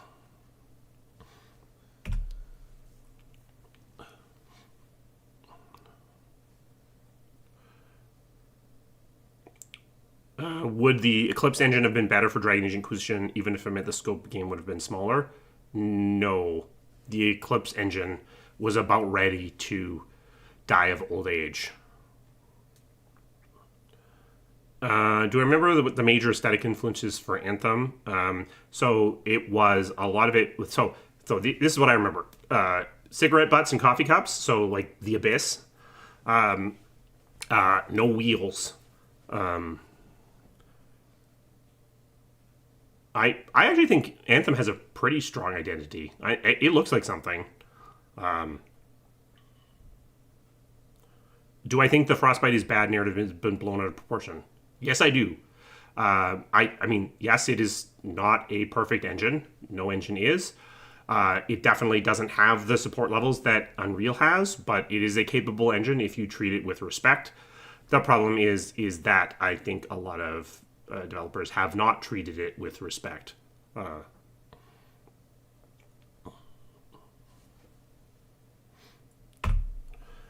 How's my game going? Last time we were working on something. So this is high T on the high Cs. The answer is I haven't even opened it in probably a year.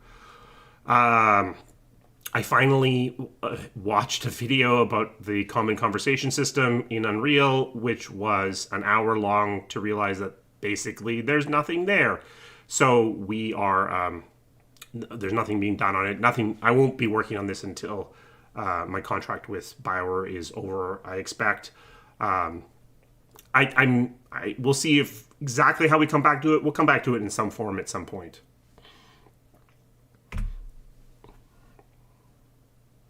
Any Dragon Age voice actors really enjoyed working with.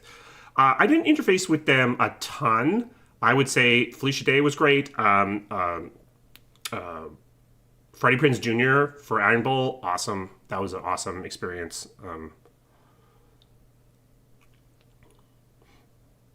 What do I think of things, mods, and things like the Nexus? I love the modding community.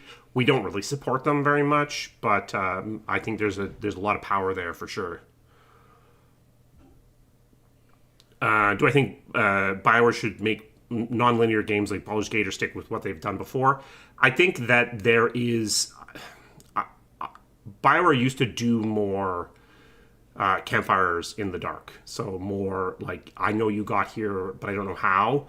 And I think that we should return to that more, at least for the side content. I think that the follower content is where BioWare's strength remains and will remain.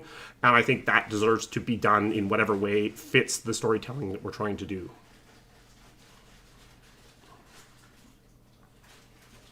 Whose decision was it to start using Frostbite?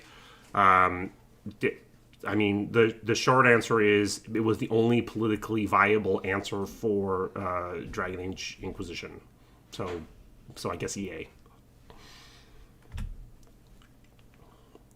What are games that have impressed me a lot in recent years and why? Like the last 2-3 years. I mean, Baldur's Gate 3, very impressive. I really liked a lot about the Guardians of the Galaxy game. Zelda. I mean, duh.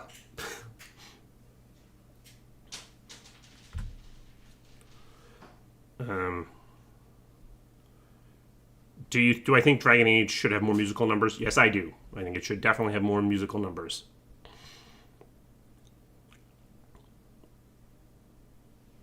Caroline Livingstone was known for directing voice acting.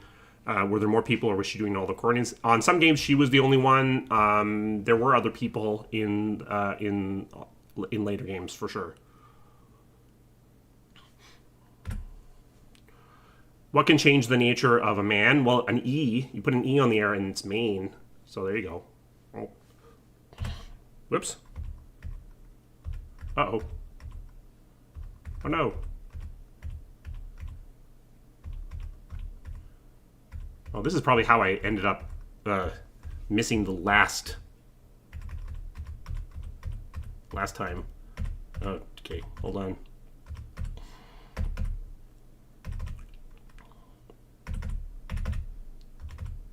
All right, there we go.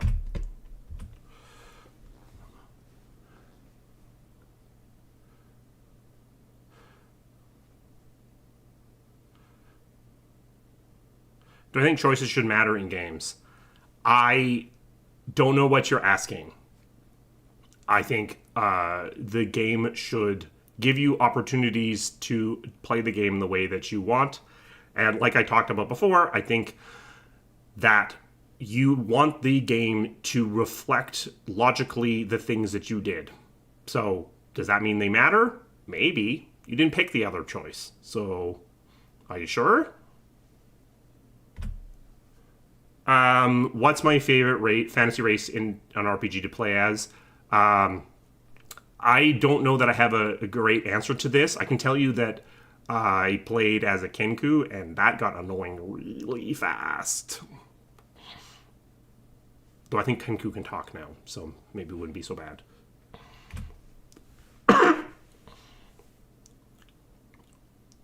Is there any animosity between BioWare teams? There has been in the past. I don't think there is now, but there has been in the past for sure.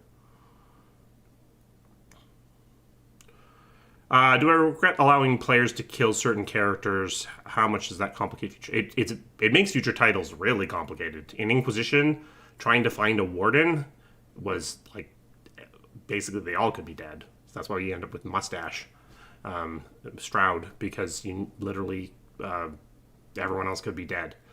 I don't regret it though. I think it's good to do that kind of thing when you can. It adds extra impact. You just have to live with the consequences of it. Is there room when AAA games are being developed for smaller projects to get made in the same studio? Um, it depends on the studio. Within Bioware, basically no, because the big AAA things just suck all the life out of it. But I've seen it work at some places where they have protection to keep the little things working and alive. So it's possible, but I don't think it could work at Bioware because I think they would just end up getting starved out by the bigger titles.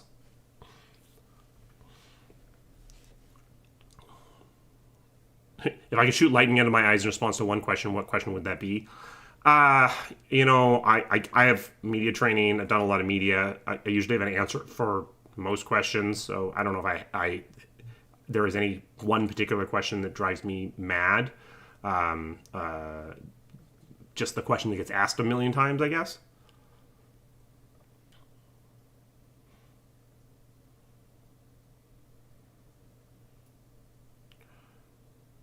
Uh, is there a setting that is impossible to do an RPG with? I don't think so. There are definitely, like I said earlier, I think modern, like true, just bog standard, no magic, no alien invasion, nothing, modern setting would be hard. But I think you could do it. So if you can do that, you can basically do anything.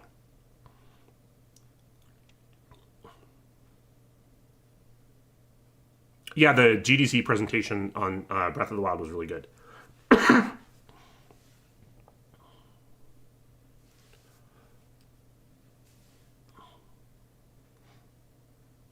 Do I think Bioware is going to innovate? I mean, all games contain innovation. So I'm not sure what your question is there. So yes. Um,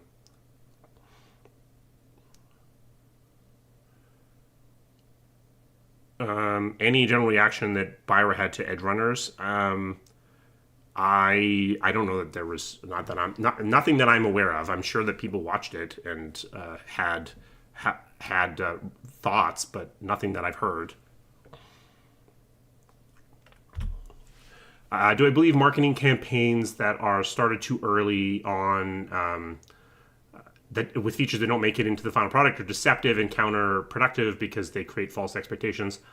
So I do believe in shorter, louder marketing campaigns in general. There are cases where you gotta go out and you gotta start building expectations for your title.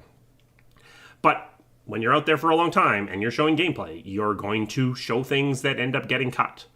And I don't think so. Are they counterproductive?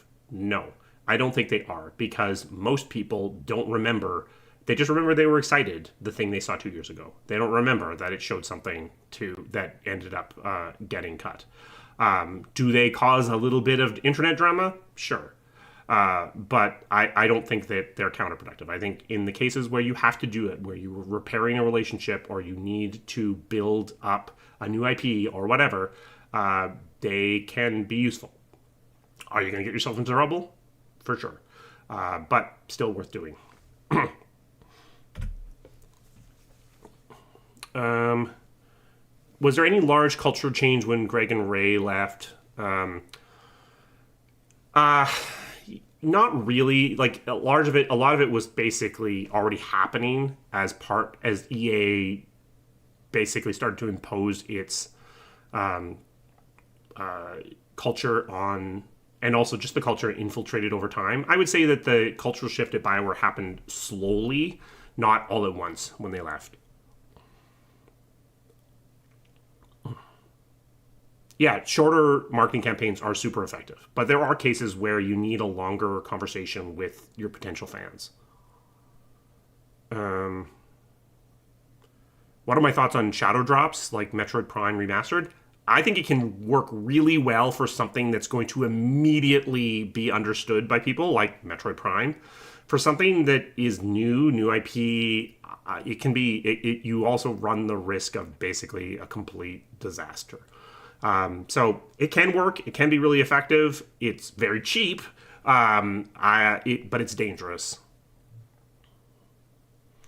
Um, do I see Dragon Age as a franchise headed towards a linear end or more of a world for stories that expands in different directions? I don't know that we'll ever see Dragon Age kind of branch into a bunch of different things. So, like, will there be a main title that continues to basically be the line of canon? That's probably, yes. That's probably what will happen. It is a franchise that's much more about its world than Mass Effect and much less about its characters. So I get your point, but I don't think we'll ever see like several different parallel storylines going at once. I was really hoping for that Dragon Age tactical game. Any chance of seeing something like that in the future? Probably not. I mean, it was a tweet. There wasn't anything behind that. Do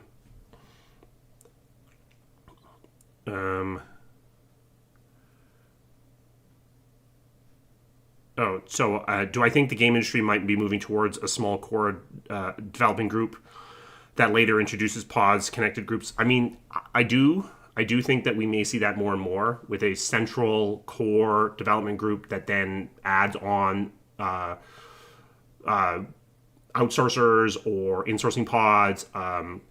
It's kind of how Ubisoft works. You do see games where when you look in the credits, it's a pretty small list for a very big game with a couple of huge outsourcers attached at the end. So I think that in a lot of ways, I think the big publishers might kind of like that. I think they look at the way that movies are developed, where they're spun up and spun down and go, oh, what if we could do that? But they haven't been willing to risk it. So if something forced their hands, I think they might jump in on that model full hand.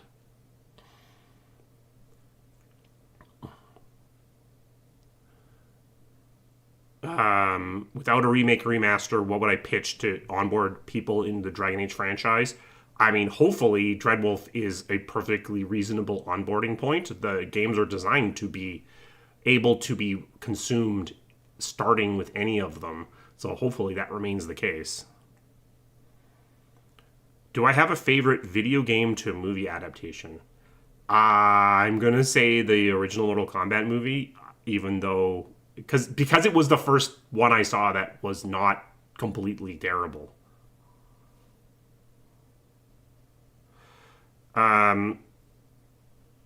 So asking about I think the only way I only got to be on Twitter the way I was on Twitter because I was the EP. Because I was basically the one who decided what information was public. Which is why you haven't seen me do that again.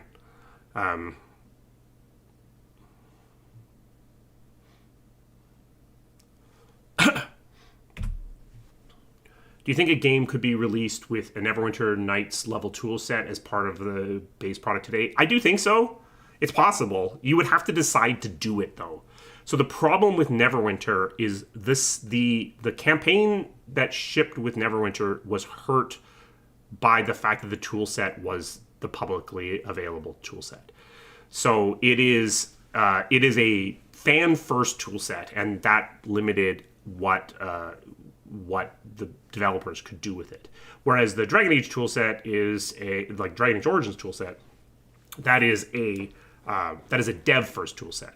So it's harder to use, but has less constraints on it. So you'd have to make a decision. But yes, I do think it could be done. I do think it could be successful, for sure.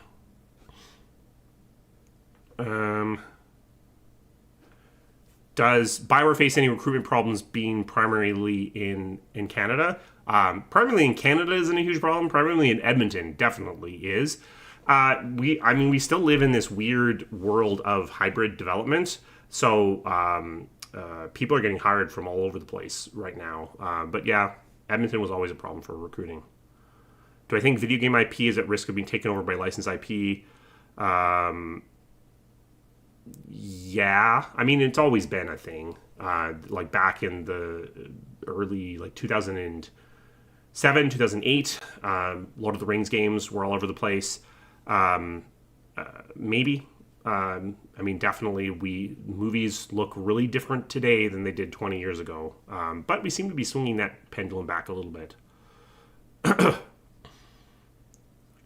Yeah, so I don't think you're going to get so a tool set with a game that is using Unreal like Mass Effect.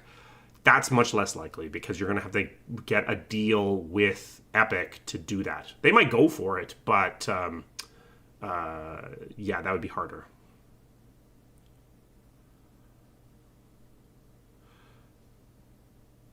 Do I think games should have more tool sets? I mean, I think there's a market there. I don't think every game should be releasing with a tool set. I think you're putting development into something that 1% of your players are going to actually really engage with. Oh, whoops. When am I planning to talk about Anthem? Yeah, so we're like 2 years late on this. It is going to be after I finish working with BioWare at this point, to be perfectly honest.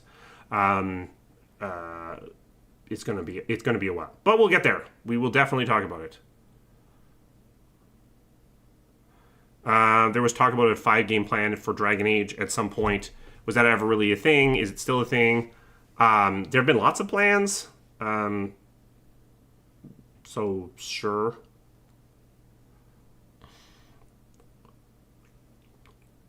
Do I think the games industry has been helped or hindered overall by the move away from in-house engines? How much work has it developed that software? So developing an engine is an incredible amount of work. You're building tools. You're building. It's. You have to decide to do it. I think it's probably helped the industry, but you do see the power of a company that really knows their engine, like BG3 or like Bethesda. So I think it's overall been a positive, but there's definitely an argument to be made for using the engine built to build your game. I recently found out Last Court was made by an outside studio, and BioWare brought in outside writers to work on Dragon Age 4. Is that a common occurrence? It happens. Yeah, it's happened. It happens. It happens for sure. What's the main difficulty of graphical fidelity? As in, is it just higher quality model on the same rigging? It's so what's happened is it's more polys with a more complicated surface. Like, so if you go back to early 2000s, a model was a 300 polygons with some textures. Now it's 35,000 polygons with some textures, and it's got to have a shader or several shaders, and it's got to be skinned so that the skin bends and everything, and it's got to it's 100 times as many things interacting with each other. So it's basically an n-squared problem. So every time you add an extra thing, it gets exponentially more complicated. Yeah, Unity is indeed trying their very best to say, maybe you should develop your own engine again. That's for sure.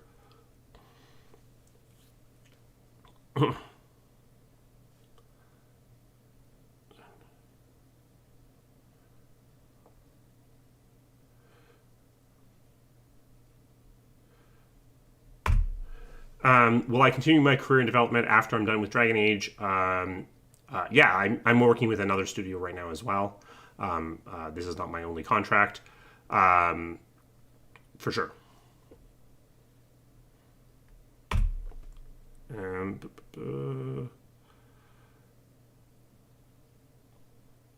Would devs capable of making an engine typically be on staff of a studio? So they could be. They probably are. So the big things you need to make an engine would be graphical programming, which you probably do have, even if you're using an off-the-shelf engine, and someone who knows workflows. You can half-ass the workflows, in which case you have an engine that's really hard to use. But if you want it to be good, you need to have someone that has workflows. Now, those skills are actually quite expensive because you're not competing with other game companies at that point. You're competing with productivity software. at that point. But so you probably have some of them. If you're going to do it, though, yeah, it's extra people for sure. Does the dichotomy between cinematic design and amount of written content clash? There's a lot of voice dialogue in Bioware games, but only some of it gets the full treatment. I don't know what you mean by clash, but yeah, every time you write something, it's got a cost. If you are a game like BG1, where most text is not voice acted and there's no such thing as cinematic presentation for most of it, then the cost is really translation. When you are getting up to full motion captured, performance captured, the whole super expensive thing, every word you write is incredibly expensive. So there is a cost and it's taken into account.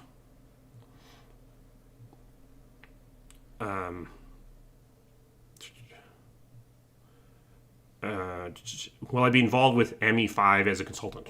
That's not my decision to make.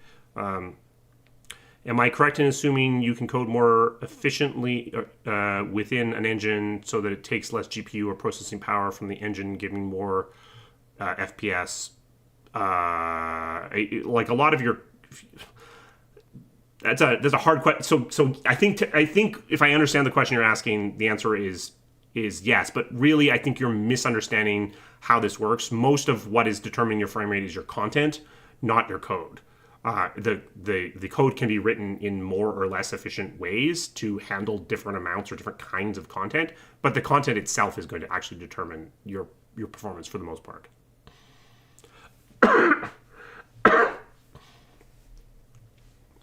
Yes. Oh yeah. So yeah. I mean, so some engines are really good at pushing polygons.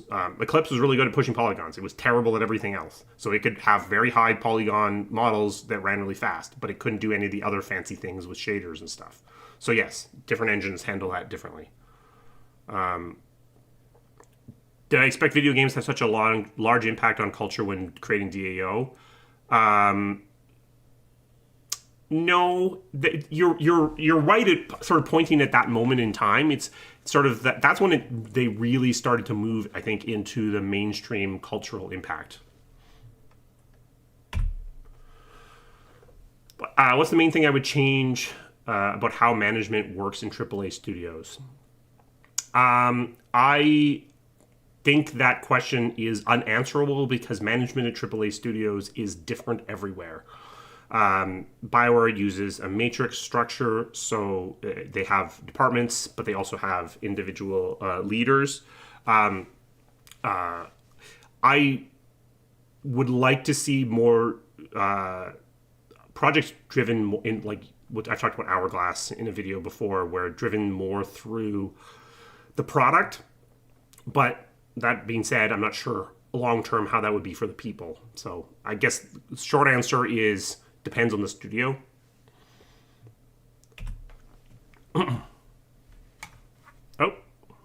My chat disconnected for a second. Did the stream drop out for a second? DA2 basically, yeah, DA2 basically is pushing Eclipse to its limit. It's basically doing what the engine is capable of doing. Like, you could throw more hardware at it, but it's basically the upper limits.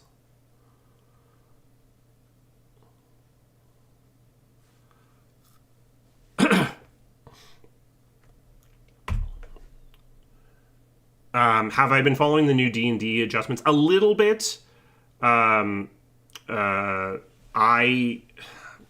of it doesn't make any sense to me because I feel like they need to buff marshals, and they seem to be kind of doing the opposite. Would I ever want to work on a big tabletop game or board game or RPG? Yeah, I mean, I would be open to it. There's not a lot of money there, to be frank, but...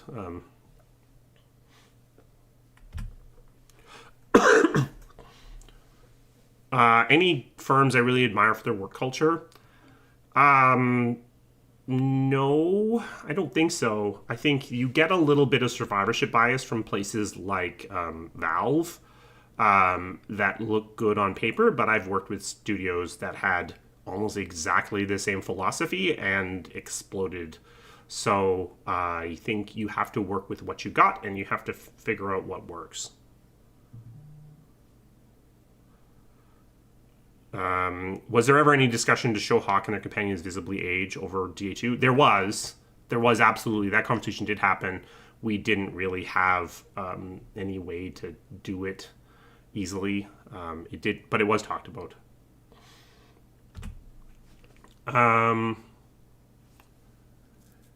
So why did Bioware always feel the need to change the gameplay since going away from D&D? So Dragon Age has had the misfortune of always being seen as being inaccessible to the average gamer. So there's been a lot of corporate pressure for it to become more mainstream. And so it's been kind of questing for a fantasy RPG that is very accessible. So hence why, and then, so hence that's DA2. And then, DA2's reception pushed DAI to change some more. Dragon Age has never really been allowed to be constant. And I think it would actually be very good for the franchise to be allowed to be constant for a little while. Get some true sequels under the belt. So yes, true sequels are awesome. I wish that there were more of them, and I wish that Dragon Age was one of them.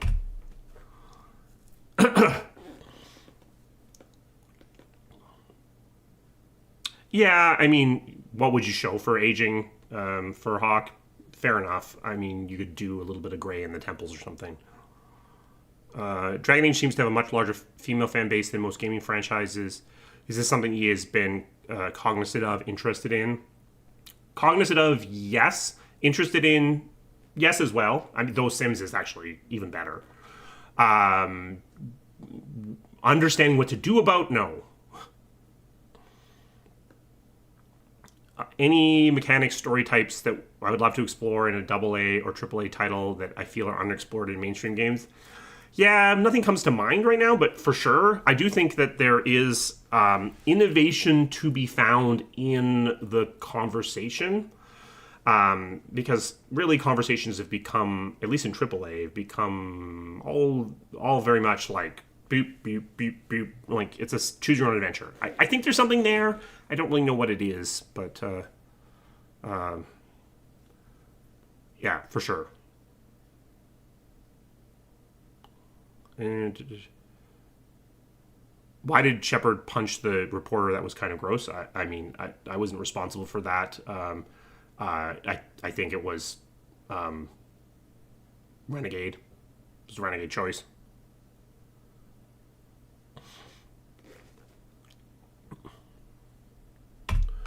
What are some ways that could expedite development of RPG games without compromising the quality too much?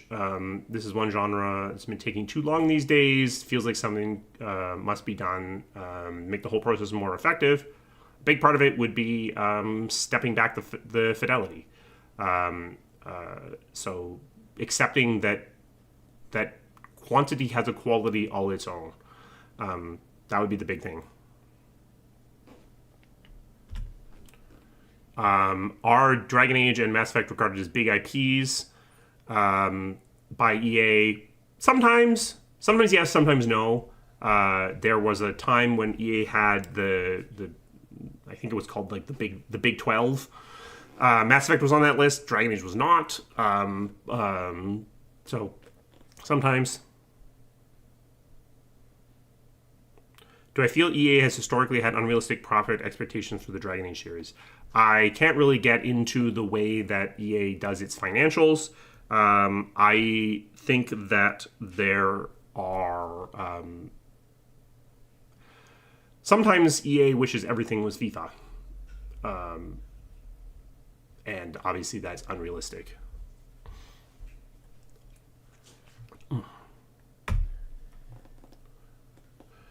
Are there any parts of the older Forgotten Realms games, BG1, BG2, Neverwinter, that I'm hoping to see revisited or referenced in BG3? I mean, I know Minsk is in there. I never really played a tabletop. I played in the Forgotten Realms. I read some of the books back in the day. Forgotten Realms is a weird setting because it's kind of the kitchen sink setting. It's got every fantasy thing you could possibly think of.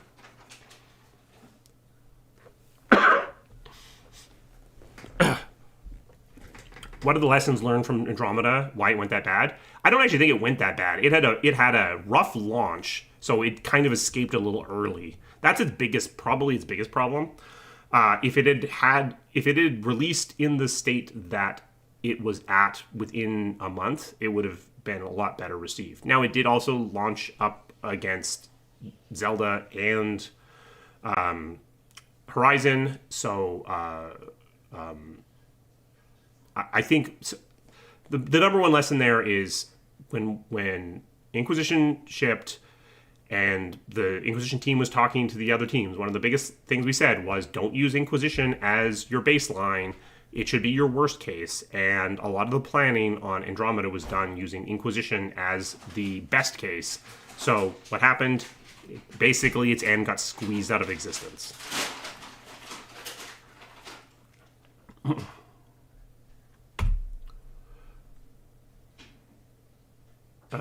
Will the critical success of BG3 influence Dreadwolf? It's a bit late to influence Dreadwolf. Will it affect other future projects? I suspect so. I think it's going to have a big impact on the RPG space in some ways, for sure.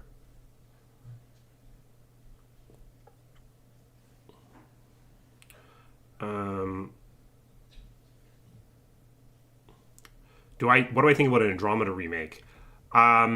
Seems early, but maybe someday. I mean, it's healed its perception to a large degree, kind of like DA2, but for different reasons.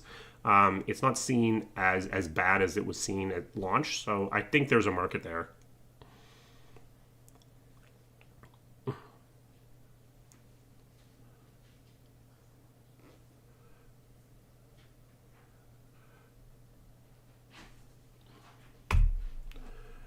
Do I think the removal of the Alberta tax credit for game development will cause studios to leave for, say, BC? Yeah. I kind of, honestly, I think what's going to happen is that studios that were going to grow in Alberta maybe are going to not grow, or they might choose to grow somewhere else. I don't know if anyone's going to literally pull up stakes and move provinces. It's hard, but I think what you can do is you can change where you're growing. Can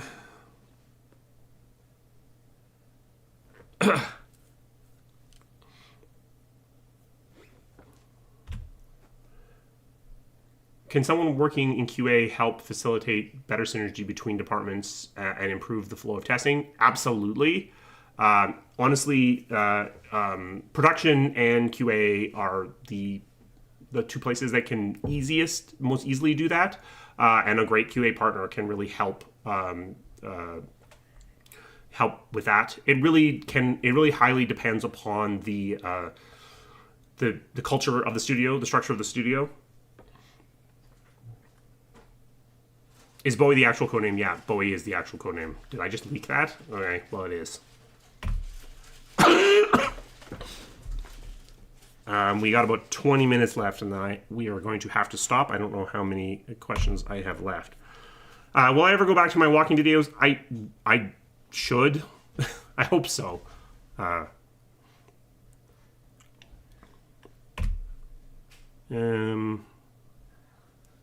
Okay. How does game development cycles being so long affect completion urgency, and how may it change in the future? Yeah, I mean, it's the hardest part of a project for most people, myself included, is when you can't see the start anymore and you can't yet see the finish. So with games with really long cycles, they can have a lot of trouble in the middle because you don't have the excitement of the beginning anymore and you can't see that it's finishing. That can be hard. I think that is honestly one of the reasons why I think completion urgency has been on my mind so much, is because this has always been kind of the case with Bioware games, where you have a middle part in the dark. And so hopefully we find some solutions to that.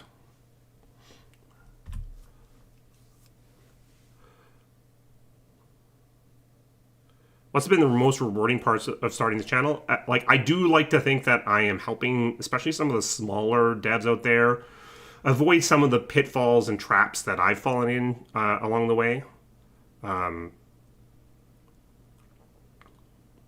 Is it more accurate to think of the development cycle of DA4 as one game or several?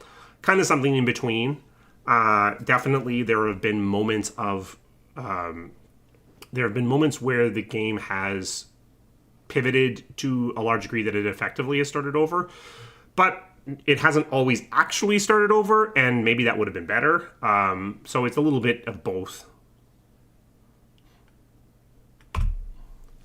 How do I think public scheduled in development system demos would affect completion urgency?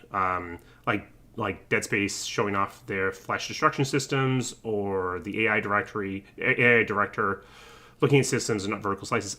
Anything that where you are showing stuff outside, or really showing anything at all, can help with completion urgency. So one of the reasons why developing out loud, like having long early accesses, could be helpful, is they might avoid that dark middle part because you're shining a light on it. So it is certainly something that I would like to see explored more in the future. Weirdest, funniest bug you found in any of your projects? Personally, I've never found bugs very funny. QA finds some of them hilarious. I've never really found them particularly funny. So none, I guess. How can customers be more mindful? I figure there's a lot of toxicity these days. I think partly, and maybe this is something that I can help with my videos, is some of this comes from a place of ignorance. Is you don't know how games are made, so you make assumptions about how things work, and you're wrong, and things that look like laziness are actually something else. Do I miss coding BG1? Yeah, sometimes. I'm really rusty.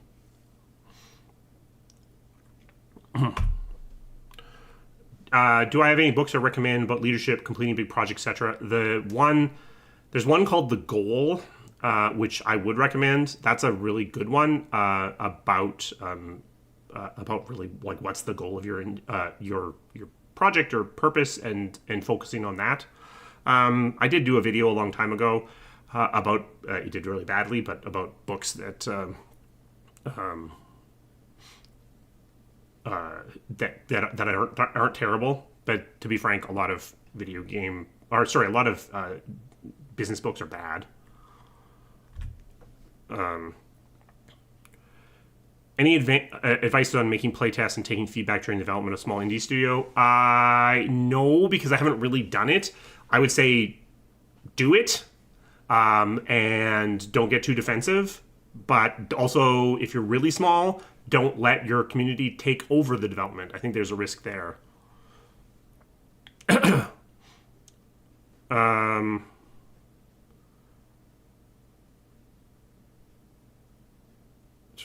there been discussion within Bioware visual novels as a possible form? Yeah, it's come up. It's even been pitched. Hard for EA to do little things. What's the hardest bug to chase down? Probably a memory leak, because it's usually a memory leak. Is the content focus from fandom during development just something to ignore, or does it annoy, get in the way? I don't think it gets in the way, but I do think that one of the advantages of the shorter, louder marketing cycles is you kind of avoid it. So I guess it kind of gets in the way. It's noise. It's largely something that you mostly ignore, at least for most devs. What happened to the indie game about pirates? I have not worked on it in more than a year. What's the game exactly about? I don't know. How is the gameplay? Basically, the High Tea and the High Seas came into being because I needed something to show about how pitching worked, so I just made it up literally while I was filming the video. So I don't have most of these things because it's not really a game. But it might be. It started as a joke. Exactly correct.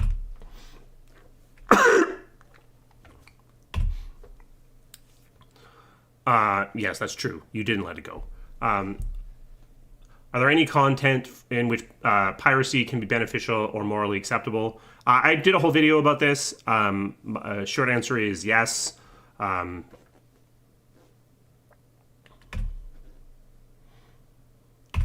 I only have 15 minutes, so I'm speeding up a little bit. Any predictions for new table stakes features that will be in every major game in upcoming years, but won't really be needed? No, not really at the moment. I wonder if we might see like more physics stuff coming out, because you see that in BG and in Zelda, and maybe that will become temporarily a table stakes feature. It's really hard to tell until it's happening. I haven't tried Stray Gods yet. No.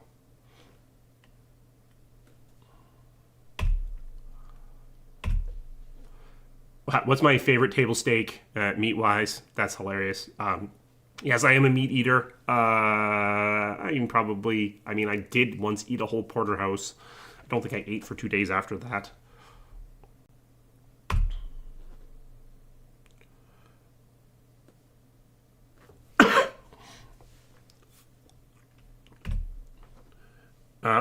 Any book recommendations? I guess I doubled this up because that's by 2 different people.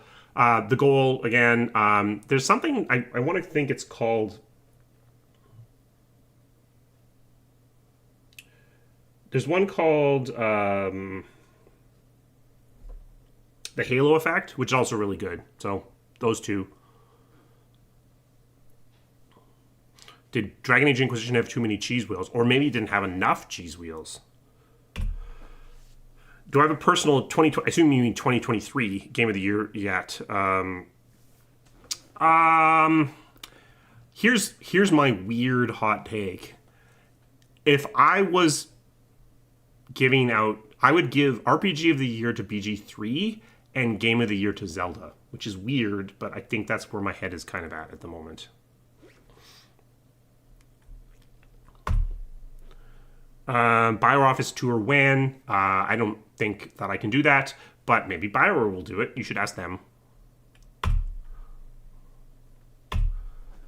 Has Bioware ever thought about character-specific DLC? For example, the story DLC in DAI was wonderful, but much of what people enjoyed, what said DLC, Trespasser was reuniting with companions. Yeah, there actually a bunch of stuff got discussed in earlier incarnations of Joplin and Morrison about doing like date packs or very, very focused bits of DLC. I don't think that's still in the plan, but that was the plan at one point. Yeah, and we did do Liliana's song. That is correct.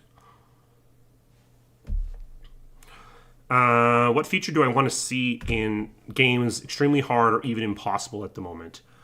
I'd love to see something with a little bit more, like more to do with facial acting and that mattering, like almost like I can tell that you're lying because of what your face is doing. That'd be really hard to do right now. I'm not going to comment on any layoff stuff, so I'm not going to answer that question. Am I still consulting with Bioware? I am.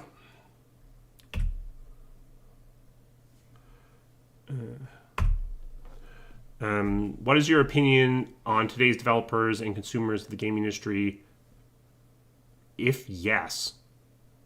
Oh, I think this is how much have we changed? The big change that I see is with social media, there's just a lot more of a dialogue. It used to be basically one directional. And that's good, but it's also bad. Like, I just think that we have a dialogue now, and that isn't always... We haven't figured out how to always have a constructive dialogue. Yeah, they did try, going back to the facial acting, they did try it with L.A. Noire. It kind of worked. So maybe it's time to try again. Have I ever read any other books like Sid Meier's memoirs? I do think they help, but I mean, it's niche, right? I think it's small and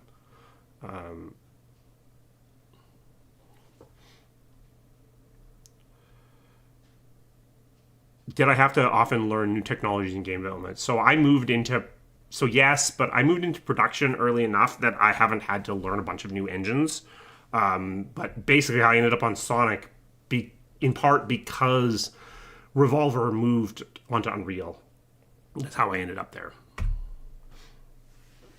What would I say to fans of Dragon Age that are really worried about Dreadwolf right now? I say keep paying attention, and hopefully Bioware can give you confidence. Do I think RPGs could revert to a hub mission style game rather than open world? I mean, yes. I don't think open world is a table stakes feature anymore for RPGs. Would it be faster? Maybe. Probably.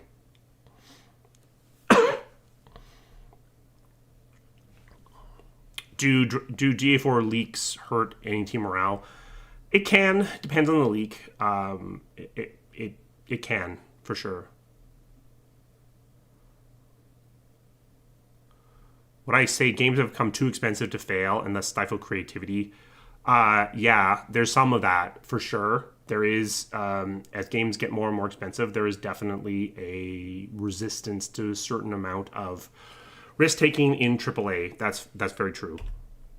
Okay, so that's the end of the questions. So I will say a special thanks to all my members, many of whom joined us today. If you're interested in becoming a member, there's a link to that. There's super thanks and super chat if you want to throw money my way. I should have probably said that while it would have been useful. And pick up some merch. I'm actually wearing two things. I'm wearing the High Tea on the High Seas hoodie and 2DA Forever shirt. There should be a link below.